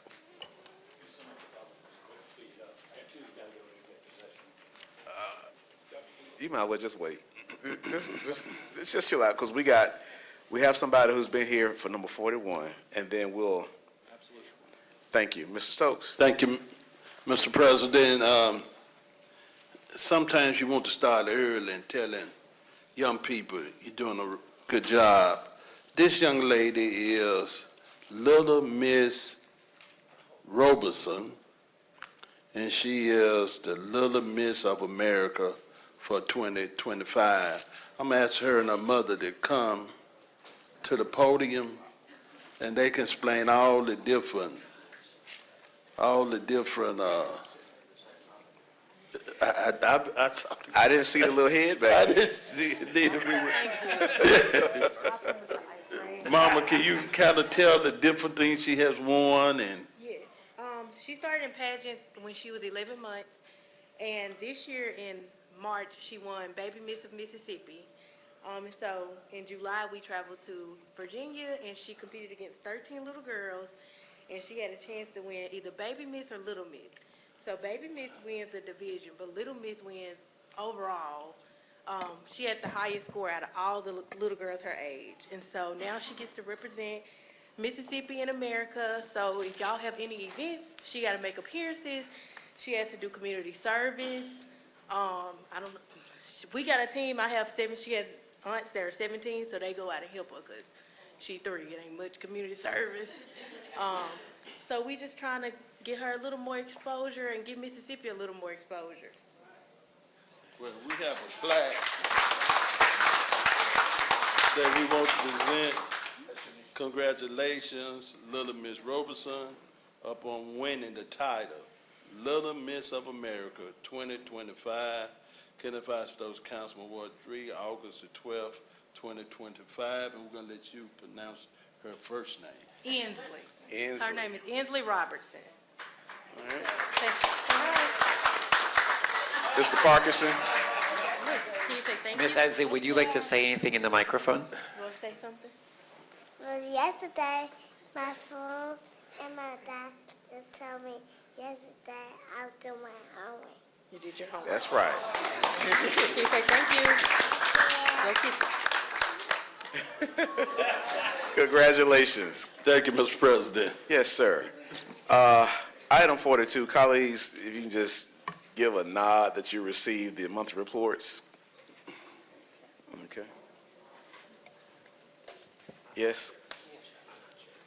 You did. It's in your email. All right. I don't know why Mr. Parkinson want to ruffle the bushes today. All right, so colleagues, Can I do one part publicly? Sure. Before we go into executive session, I want to say a couple of things. One, I wanted to congratulate Sandra Moncure in our office. She's our special assistant over transactions. Most of y'all know her. She was selected to the Mississippi Bar Leadership Mississippi Bar Program recently. good. It's a great honor for her. She's a great representative of our office and a great representative for the city. We're proud of her. Congratulations. Where'd she go? Sandra, where are you? Where'd you go? She's been here the whole meeting. She ran out to do work because that's what she does. That's right. She'll walk back in a minute, hopefully. We also wanted to introduce 2 new attorneys that we have. So Alexis Johnson. Alexis is a recent graduate of Southern University Law School. She's also an undergrad from JSU and a master's in business administration from Jackson State. Very good. She just took the bar, and we know she passed, but we'll find out soon enough. And also next to her, Monica Clay. Monica's got about 30 years of experience in private practice, public practice, mostly employment discrimination cases. She's going to help us litigate. She's going to help us with our HR, and she's a great addition for our office. So I wanted to introduce both of them. Thank you. Welcome. There's Sandra, so now we can clap for her. Real quickly, too, because the Metro Center came up, I wanted to remind people, we had won the Retro Metro lawsuit. It had been appealed to the Fifth Circuit, which is not a friendly court for us. The Fifth Circuit affirmed our dismissal earlier this week. That case is over for good. 3 other cases. Thank you. 3 other cases to mention. A case called Maxey versus City of Jackson involved a pretty bad injury that had happened at a local school. Judge Wooten had ruled against the city and given a judgment to the plaintiff. We appealed that to the Supreme Court, who reversed it just recently and ruled for the city, dismissed that case. We had a wrongful arrest case that was filed against Chief Wade and against the city. That was dismissed in the last week or 2 by the federal courts. And then we had a wrongful death case that had been sitting for too long. We'd filed a motion for summary judgment. That was granted in the last week as well. So I try to remind you all the cases we never ask you for money for and that we win, so I wanted to make sure we got a chance to tell you those. You've been on a roll. Thank you so much. Now, colleagues, I need a motion, right, to go into, Mr. Mayor? The council goes into executive session. I'd just like to mention a couple of things. As we all know, the Blossom Apartments have been in the news quite a bit here lately, and last week, Mississippi Home Corporation declared that project to be in non-compliance and to be shut down. We're having meetings today to try to get folks relocated as quickly as we can, with resources being provided by the Home Corp, as well as being provided through STUPOT, Jackson Housing Authority, and Region 6 Housing Authority. We will have some of our staff there this evening, I think it's 5 o'clock, at STUPOT to offer up ESG dollars, if need be, from the City of Jackson's coffers. And I want to thank particularly Judge Henry Wingate. At my request, the judge ordered that the water be restored at Blossom while we're making this transition, so that the folks wouldn't be put out any more than they have been. And we stood up a housing task force last week that includes a member of the Blossom Apartments as a member of that task force. Folks will also remember that when we started this administration, we put together a number of task forces as part of the mayor's transition. They include neighborhoods, homelessness, parks and rec, law enforcement, economic development, interfaith, and cultural and arts.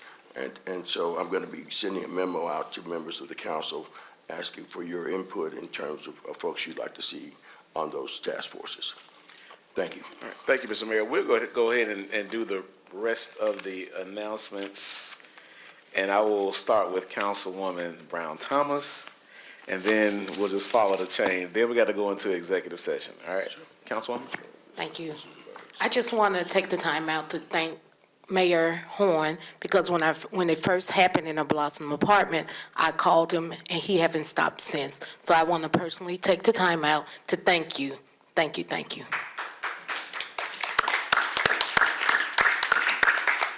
Any other announcements? Yes. Councilman Stokes. Thank you. Mr. President, I want to say a special thank you to Mr. Charlie Jenkins, the most wishful Grand Master. You can tell I'm not Masonic now. I don't want to mess up his name. 33rd degree and 96th degree, King Harold Grand Lodge, for orchestrating the Leo Mason motorcade and walk on Sunday, August the 10th. We thank the whole King Harold Grand Lodge for coming now. We thank Jackson Police Department. The chief talked to young people we had. One of the new bands, the chief had a chance to talk to, trying to make sure they stay out of trouble. And I want to thank Wireless Spin 704 for the Lifetime Achievement Award they presented to me on Saturday at the two museums, and Maggie Way was the speaker. She did a wonderful job. I hope we'll close in honor of Mr. Leo Hartfield Jr., the Honorable Robert Major Walker, former mayor of Vicksburg and chief administrative officer here in Jackson, under Frank Melton, and he was a member of the Hinds County Board of Supervisors when I was a supervisor. Mrs. Annie Earl Porter, Mr. Willie Adams, Mrs. Delphine Williams Coleman. We can close the meeting in their honor. Thank you, Mr. President. Thank you. Anyone else? Mr. Parkinson? Thank you. First, I want to welcome members of Working Together Jackson who are here. Thanks for being a part of that. Second, I want to share that Midtown Partners, the City of Jackson, and the Midtown Neighborhood Association are hosting a free self-defense training this evening. And that'll be I didn't do that. What is I didn't do that. You didn't do that? You didn't cut me off. That'll be at 6 p.m. today, and it's open to residents who are 18 or older. They've got a certified trainer and hands-on activities. You should learn a lot of practical life skills. That's going to be at North Shore Coffee this evening at 6 p.m. And lastly, the Mississippi Housing Partnership is hosting a neighborhood meeting for renters and landlords alike on Friday from 10 to 2. Gwen Thompson is the point of contact on that, and you can reach her at 601-969-1895. All right. Mr. Foote? Thank you, Mr. President. I'd like to close the meeting in honor of a longtime Jacksonian, Jim Moore, who passed away, a longtime friend of mine, member of First Presbyterian Church, a Marine veteran, and long-term veteran of Entergy Corporation as well. All right, Mr. Hartley. Yes, first of all, I'd like to recognize Pastor Kimbra. She's with the New Zion Methodist Baptist Church. Congratulate her on celebrating 10 years as their pastor. One thing that is noteworthy is she's been the pastor since she was like 25 years old, so she's like 35. When she came on as the pastor, was one of the youngest pastors in the state. Also, so congratulations to her. Also, Ward 5 Day, that will be this coming Saturday. You can come out, I think it's starting around 11, I believe. But you can get more information on my Facebook page or call. We'll be providing more information. But it's going to be at Livingston Park and the zoo area.